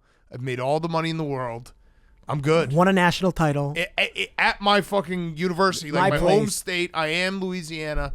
It's the best. It's great to so see him that cool. way. It was so fun. Like everyone kissed the ring. Like Yeah. you cannot look at that Coach guy O. and not respect Yeah. or love. It's like Coach O, Charles Barkley, Bill Murray. Those guys can show up and crash any wedding. I'll give you and one they'll more always be welcome. because I've seen this guy at events and you do it. You guys are amazing on Monday morning. Chris Berman shows up anywhere. Oh, yeah, It's just like course. everyone just takes a back seat. Oh, yeah. And it's like, I don't care Schwab. if he's doing these random commercials for like Car Shield. Yeah. It's like, no, it's still Chris Berman. I Yeah. don't care that ESPN ran him out or now brought him back or whatever it is. It's Yeah. like, that guy is my youth. Yeah. Yes. I've definitely watched like 15 consecutive minutes of the Car Shield commercial just because it's Chris Berman talking about something and it looks like he's at a sports desk. Yeah. He's so Yeah. happy. And you think you're duped into thinking like, oh, Chris Berman's back. Oh, and he's talking He's about the having Car fun. Shield. And you're like, all right, I like the Car Shield. A legend, a living legend. Well, Peter, this has been awesome. We got to have you Fun. back on. It was long overdue. Also, credit to you. You're wearing the Saquons. Yeah. The most uncomfortable sneakers I've ever put on. Not a fun wear. Yeah. I did. A cool wear. They look very good. I have a pair. But yeah, I don't know how you're doing it. Yeah. Because they are not that comfortable. Not all heroes wear He'll capes. come out with new ones. Yeah. All right. Well, thank you so much. Everyone check him out. Good Morning Football every single morning. NFL Network. What's your podcast called? It's Peter called Schrager Show? the Season with Peter Schrager. Ooh. We've had some good guests. Who? We had Salah on. We had Joe Shane, the GM of the Giants, and then we had Paul Rudd on for like 90 minutes. Brooklyn guy. Yeah, Brooklyn Paul guy. Rudd has been on this show. We Great. had him. We actually had to try to get him back on. He's great. He came on to talk about the famous Joe Buck HBO show, which was great because that was Artie a Lang? disaster. Yeah, an absolute disaster. All right, well, thank you so much, Peter. Appreciate it. Thanks, guys. Big fan. I appreciate it. Peter Schrager was brought to you by Roman. 42%, almost half of men experience moderate to extensive hair loss in their lifetime. As we all recently found out, I'm one of them. But the doctors at Roman reached out and they suggested that I take their free online consultation so I can get the right products for myself and my hair. I learned that the sooner a person starts treatment for hair loss, the easier it is to keep the hair I have. So I jumped on fast. Roman offers both prescription medication and over-the-counter treatments. Roman also offers specifically formulated shampoos and conditioners. Research shows that about 80% of men who use prescription hair loss treatment had no further hair loss after 2 years. Getting started is simple. I completed their free online visit. Then a U.S. licensed healthcare professional found the best treatment plan for me. The whole process was super straightforward and discreet. Treatments start at $20 a month on a quarterly plan. Right now, Roman has a special offer for our listeners. Use this link, get 20% off your first order. Just go to ro.co/take today. That's ro.co/take. Get 20% off. Join me. You don't have to lose your hair. You can get it back. You can keep the hair that you have. You just have to get started as soon as possible with Roman. And now, here's One Questions with Matty Ice. Okay, it's time. One question with the quarterback, and we have a very special guest, recurring guest, quarterback for the Indianapolis Colts, Matt Ryan. He is calling us from, he's got pickup line. What number are you? Oh, no, I can't ask that question. Shit. He's waiting for his kids. He just put up number 3, so that's a nice number in the pickup line at school. So thank you for joining us, Matt. We all get one question. You get one question. I'll start. Sunday, big win against the Raiders, 39-yard run from you. Was there a point during the run where you're like, where is everyone? Yeah, probably about 5 yards into it. I was like, this isn't normal, you know? Like, I've been doing it for a long time, and it's probably been 20 years since I had a run that long since I was in high school. So it was pretty cool. We needed it. It was a huge play in that game, and I was gassed the next play, though. I was dying. Yeah. Yeah, that's great. That was a fantastic play to watch. My question is, after the game's over, you've got Jeff Saturday, brand new head coach in this league, a lot of naysayers, a lot of doubters. In the locker room, what was his message to the team? He was short, man. He was just like, I appreciate the work this week. Most importantly, he was like, see you Wednesday, gave us the victory Monday, which is really all the players want to hear at that point. He knows. You know, so yeah, he knows. He's a former player, so he got in the good graces there, kind of giving us Monday, Tuesday off, and it was fun, man. It was a wild week. I got to tell you, it was. Yeah. It was a wild week, and for it to end that way was really cool. Yeah, it was a wild week. All right, Billy, you got a question? Hi, Matt. Billy here with Part of My Take. Just wondering, what's it like playing in front of Sam Ellinger, and does that fuel you to do better? Billy's a big Sam Ellinger guy. Yeah, no, listen, I love Sam. He's a good kid, no doubt about it. And I told him like 2 weeks ago, the only way this situation is going to be awkward is if we make it awkward. So, it's both of us want to play. Only one of us is going to get to play. And, so it was a strange deal for sure. But, when I found out I was going back in, I didn't worry too much about it. I love Sam, but I didn't worry too much about it. Yeah, I mean, it sounds like it sounds like of all the quarterbacks I'd have to think of, like, having that situation go down, you'd probably be at the top of the list of guys that, like, would make it cool and, like, not, awkward. Well, I appreciate that. I tried not to make it awkward. Don't get me wrong, I was pissed, but the competitor. I mean, I would just say iron sharpens iron. Yeah, exactly. Yeah. You got to do it. All right, so it's my question for you guys now. We have one more. Jake has a question. Okay. Jake, go ahead. Whatever you want, Jake. Go ahead, Jake. Okay. You don't have to ask the one I just said. Okay. I see the look on your face. You're like, I don't want to ask Go ahead, that Jake. one. Okay. You got this. Hey, Matt, Jake Marsh, Part of My Take podcast. Congratulations on the win this week. But what's the longest you have gone without having to hear about 28-3? Oh. Yeah. I'll give like the in-season answer. It's once a week because it's every stadium I go into. Some unoriginal clown comes up and goes with the 28-3 line. So it's every week in season. But during the off season, it just depends if I'm back in New England or not. If I'm up in New England where I went to school, where my wife's from, then we'll hear plenty about it. But I like guys that like or fans that have creative like good digs at you, but when it's unoriginal stuff like 28-3, you're like, yeah, whatever. Yeah. And now you have to reset the counter because Jake just brought it up. So today, correct. So it's twice this week. Yeah. We have Max. You have a question? We have one last question from Max, who's also a Philly guy. Yep. Philly to Philly. Go ahead, Max. Big Interact fan. Did Jim Irsay cry this week? Oh, good question. Good question. I didn't see him cry after the game. No, I didn't see him cry. He's filled with emotion, though. Yeah. I'll just say it that way. He's a man filled with lots of emotions. So, but I didn't see him cry. No, I didn't see it. I love him. Yeah, tell him I say that I love him. That's not a question. Just tell him PFT says that he loves you. We joked on the podcast that might have been a top 5 day for Jim Irsay because it was a weird week and a lot of people were coming after him and to have that all culminate in a win had to have felt pretty damn good for him. Yeah, he was feeling pretty good last night. Yeah. He was feeling pretty good last night in the locker room afterwards. Yeah. All right, so now's your time for one question. All right. I'm gonna go with. I know you guys are big on the picks. How did you boys do this weekend? And who did we win on? So good question. You. Yeah. We won on you. The second Saturday was announced as head coach, I was like, you know what? I like it, and I think that he's probably going to bring Matty Ice back because you've played in more NFL games, probably easier for a new coach to come into a situation with a veteran. So we dropped the house on you. Yeah. This week. Oh, yeah. It was my mortal lock. It was my mortal lock. I don't know if you know that, but my mortal lock is like very important. Mortal lock was the Colts, and we watched every play, and it was a great week. It was actually a very good Sunday, which they are rare. Like I've given this speech before to players. Like you guys think you have it tough because you actually have to play the games. You don't because we have to watch and bet on them, and it's a lot tougher for us to have to because you play one game. We bet every game. It's tough, man. The NFL is brutal too. I mean, it really is. Yeah, for us. And then I got to go out there again tonight. Yeah.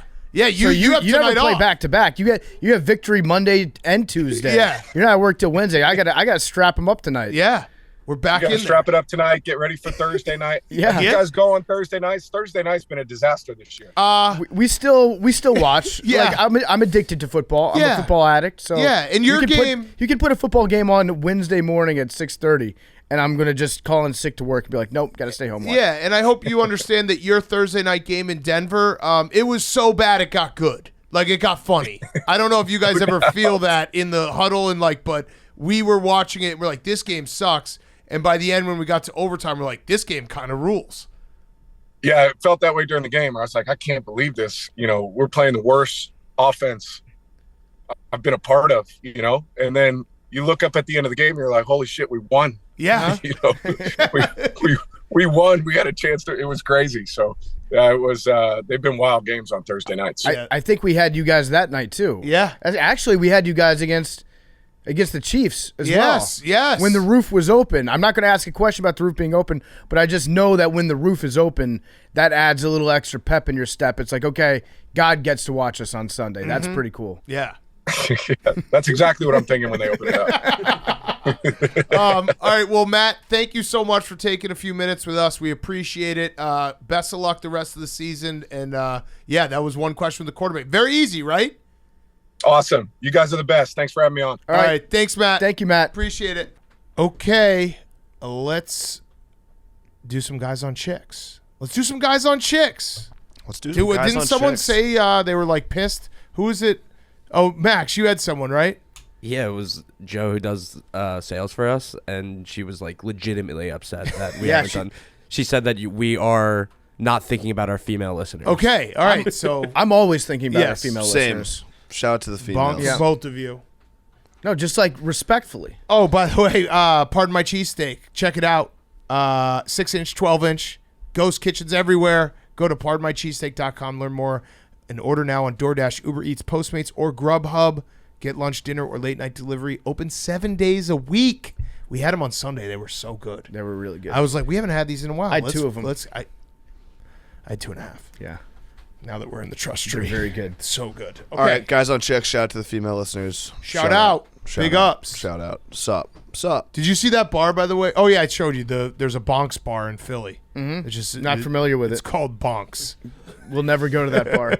Someone asked me on Twitter what my favorite version of the coffee was. I said the light roast, and they said bonk. I was like, what? Yeah, the Bucks are they're out of control. they really are. It's gotten to the point Light roast, what? if there's if I reference a woman, people are like bonk. Just because I sent the group chat last night a picture of Miley Cyrus with her left hand up while she was riding a giant inflatable penis doesn't mean that You I was didn't get being bonked? horny. That was also Yeah. different than the one you tweeted at Kevin Durant, which means you have a library of Yes. Miley Well, Cyrus pictures. No, what Facts. happened was I Riding a searched penis. Miley Cyrus left hand up, and Oh, then that's what you and then searched. I saw that one picture, and then I saw the one with her riding the giant inflatable penis, and I was like, that's a little bit too much. That's too hot for the internet. That I'll keep that one to the group chat.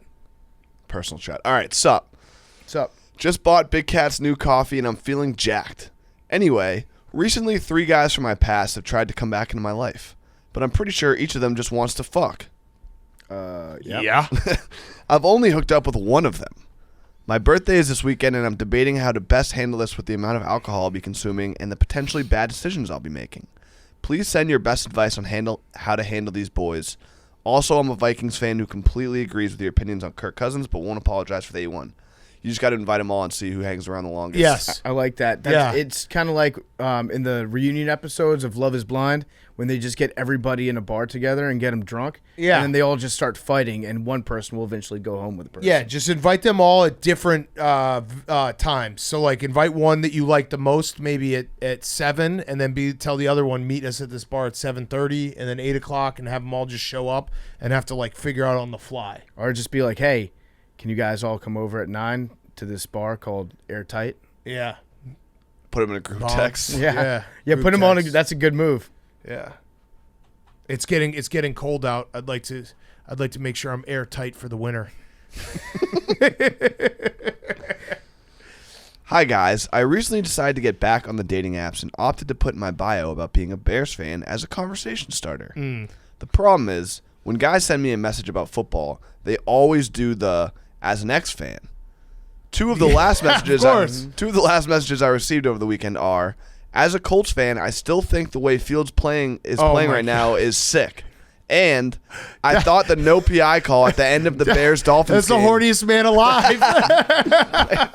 Well, it's on a dating app. And I thought the no PI call at the end of the Bears-Dolphins game was bad, and that's coming from a Bengals fan. Oh. Should I even be responding and giving these guys a shot? Appreciate the help. No, you should wait till one of them does Fields something is playing funny sick. with it. Yeah. Wait till someone does something funny with it. Are you also? You have to be thinking about your future here a little bit, where you're anticipating what, like your future children will be growing up in a house divided situation. You want to make sure that they have at least like one great franchise. That's true. I don't know that people on dating apps thinking that many steps in advance. But if well, they should be. Yeah, like make sure that you have some type of like well-run organization. Yeah. If you're thinking that far in advance, you're never going to find anyone. Put it that way. Oh, wow. Oh. Deep from Hank. All right. It's true. Hey, guys, my boyfriend is a big fan of your show. What about you? Yeah, what the fuck? That's all right. Next. I am too. Oh. Okay. Shit. Psych. Nice reading. I am too, for being honest. That's on Hank. That's totally Wait. And she said, if we're being honest. Yeah. Now I'm back What if off we're her lying? again. Yeah. Yeah. But I had a serious question. Is it normal for you guys to hump everything? My guy will What? walk up to any random wall or chair or even me and start dry humping aggressively. LOL. You dating a golden retriever? It does make me laugh, but I gotta wonder if it's normal dude behavior. No. I would say no. I don't think I've ever humped anything. The only time I'm trying to think if I've humped a thing. The only time you would do a hump outside of sex is like if like someone's on camera and you walk up behind him and do a little, that's just good guy humor. Yeah. Where it's like, look at them. That's they're almost sucking like my an air dick. hump. Yeah, in right. The background. Right, but actual physical objects of humping them, no. I think he's got a problem, Yeah. a big problem. Do you think that he knows that he does this? So when he listens to this part of the show, he's like, oh fuck, I just got outed as a humper. He probably Yeah. does. Yeah. Why? I mean, there can't I be don't- that many I don't understand. humpaholics. I think you need to squeeze all the humps out of him. You just have to have more sex. He's walking around with extra humps in his Like pocket. that guy should get bonked. Yeah. That guy's extremely horny. But- if he's like looking at a couch and thinking to himself like, Yeah, but you're getting mad at the Fellas. horny police, and now you are the horny police. well, yeah, but I think I'm doing a much Ain't no better fun when the job rabbit got the gun. regulating it. I'm like the FTX guy. I'm writing the regulations. Yeah. But he needs to, it sounds like you need to get the humps out of him. Because you can't hump forever. So get him out, and then he'll walk around and he won't have to hump things. All right, two more good ones. Hi, PMT. My husband only wants to go down on me when he's high or drunk, which is the occasional weekend for him. Just some courage there. I asked him why, and he says that it's just a coincidence and really no reason. I'm concerned because IDK if this is a problem with me or a problem with him, or even if this is how most guys are. What should I do to get him to go downtown while he's sober? Maybe just give him some cash afterwards. Sounds Yeah. like he needs some. He needs to just be like nudged over the fence, which Yeah. is why he's drinking the beer or why he's getting high beforehand. He needs to know that it's okay to do. Don't wear pants to bed. Yeah, he's got. Ooh, I like that. He's basically like working up the courage to go deep sea diving. Yeah, Yeah, Billy. Stella Blue, all the reviews talked about courage. yeah. Might be One of the- the reviews talked about courage. Yes, that's a fact. That's Billy's review Yes. of Stella Blue. This coffee Yeah. makes me want to perform cunnilingus. Perfect. I should Actually, I that should you actually should- make out with make it something so that like it makes the scent smell good. Pussy eating coffee. Or just just market it. Be like, this will make your husband go down on you. Yeah, this coffee is so good it will eat your pussy. Yeah. Michael J. Fox. All right. And Hello. It's just it comes with a dildo. What was the Michael J. Fox thing there, Hank? Was he a big pussy eater? No, Was- you're thinking of Michael J. Fox is not. I've You're got- thinking of. I'm not going to say the joke I thought of, but Yeah, just for the record, It'd I be had tough for. It'd be. am I thinking Well, of? actually, Who no. am I It'd be like a vibrator. Yeah, that's what I was going to Yeah, say. Yes, Who am thank I you. thinking of? Gordon Gekko. Yeah. No. Yeah, you are. You're Michael. What's his name? Catherine Zeta-Jones is Who got pussy. cancer All from right, eating Michael pussy? Douglas. Michael Douglas. Douglas. Got cancer from eating pussy. Ate too much pussy. That's what I was talking about. Which is objectively, close. like, if That's close. all cancer sucks. Everyone knows someone who's had cancer. It's the worst. But getting like pussy eating cancer kind of rocks. If I you don't had think to Michael choose Douglas one- and Michael J. Fox is that far off. Pretty far off. Very Their different. names are both Michael. Yeah. Actors. Who's that same guy with time Parkinson's? era. Michael Jordan? Hello, PMT. My boyfriend is weirdly scared of the I mean, dark. that's basically what you just said. No, dude, they're both actors in the same era with the name Michael. Michael J. Fox is he's a very well-known guy. Though. Yeah. So was Michael Douglas. Yeah, he got cancer from eating pussy. Exactly. Fuck, I just lost the last one. 1 second. Hello, PMT. Jake, do you, as a broadcaster, seeing Michael Douglas's trials and tribulations, are you like, I won't eat pussy for my voice? No, I just use cough drop. I put a cough drop in my water the other day. Nice. Yeah. Wow. It helped. Safest man alive. Yeah. It's basically lean. Jake's on the lead. He's on the purple. Hello. Chopped and screwed Jake is... Hello, PMT. My boyfriend is weirdly scared of the dark and refuses to leave the room to pee in the middle of the night. Also a dog. He has chosen to keep a gallon jug in his room that he pisses in. How can I stop him from doing this? Cora in Indiana. All right. Yeah. Nightlight. Now, the piss jug is something that most guys, I think, leave behind in college. Yeah. The piss jug was an integral part of my college experience. Yes. Because I didn't have a sink or anything in my room to pee in. But most guys, when they move in with a woman, they get rid of the bedpan lifestyle. So I think nightlight is probably the move at this point. But I think you need to have a conversation with him of, hey, why do you think it's okay to just have a giant jug of piss in the room with me at any given time? Yeah. Or just use your phone flashlight to guide you to the bathroom. I think you need to get him a nightlight or a binky. Because if he actually is scared of the dark, I think it's like the pissing is not the problem. It's like you can't actually be afraid of the dark. Yeah. I mean, the dark is scary. There are times when it's like, when you walk into your house and like no lights are on, and you're like, what if someone's always in behind like the shower curtain? I still check closets sometimes. Yeah, that is scary. I had one more. Someone sent me. I have this not won the one. lottery ball. Fun fact. That's why are you saying that? I just want to bring it up. Fun fact. Nope. Chick here. No, it's true. It's yep. Chick here. I've been wondering how long have you guys had the lottery ball machine? If Hank has ever gotten it. We got it on August 27th, 2020. And has Hank ever gotten it? I just answered that if you were listening. What did you say? Open up I your wasn't. ears. I was reading. Oh, I got it. I actually have one too that Big Cat sent me a second ago. Hey, what's up? This is a girl. I was wondering who here has gotten the lottery machine right. I have. Yeah, I have. I've gotten it the most. Okay. Which is still unconfirmed. Yeah. I can confirm. Anyone else want to answer? I also have gotten it. Okay. I've gotten it. Okay. Most recently. Oh, wow. Jake, sounds like you're really good at the lottery machine. 69. Are we doing I haven't numbers? asked for numbers yet. False start, Billy. That wasn't a false start. I just said it. No, I mean okay. What? I don't care. I haven't. I don't care. Would this be good for Stella Blue if Hank got it right now due to the review? Oh wow, it would. But you don't care about numbers. That. You'd rather me lose 17. 17. I think I got you, Hank. 50 got No way. 17. I think I'm looking You at the did? levels. I'm looking at Oh, the You levels. did not look say at the levels. 17. You were in the Same middle of a I'm sentence. looking at the audio levels. They're in the exact same You were spot. in the middle of a sentence. I actually think mine's Did you audio even levels say it? started Did earlier. you even say it? Yeah. Rock, paper, scissors? No, fine. Fuck it. All right, Billy. What was your number? 69. 69, yep. 17. Jesus Christ, Billy, chill out. Jake. 18. 49. PFT has 17. 20. I'll do 48. 48. Come on, Hank. You got this, bro. Fuck you. You got. Whoa! That was really mean. I've been supporting you. Oh, looks like 31. 31. Tough luck, Hank. Do that next time. Second time. No, he won't. Google big-headed turtles. They're almost as cool as shoebill storks. Love you guys.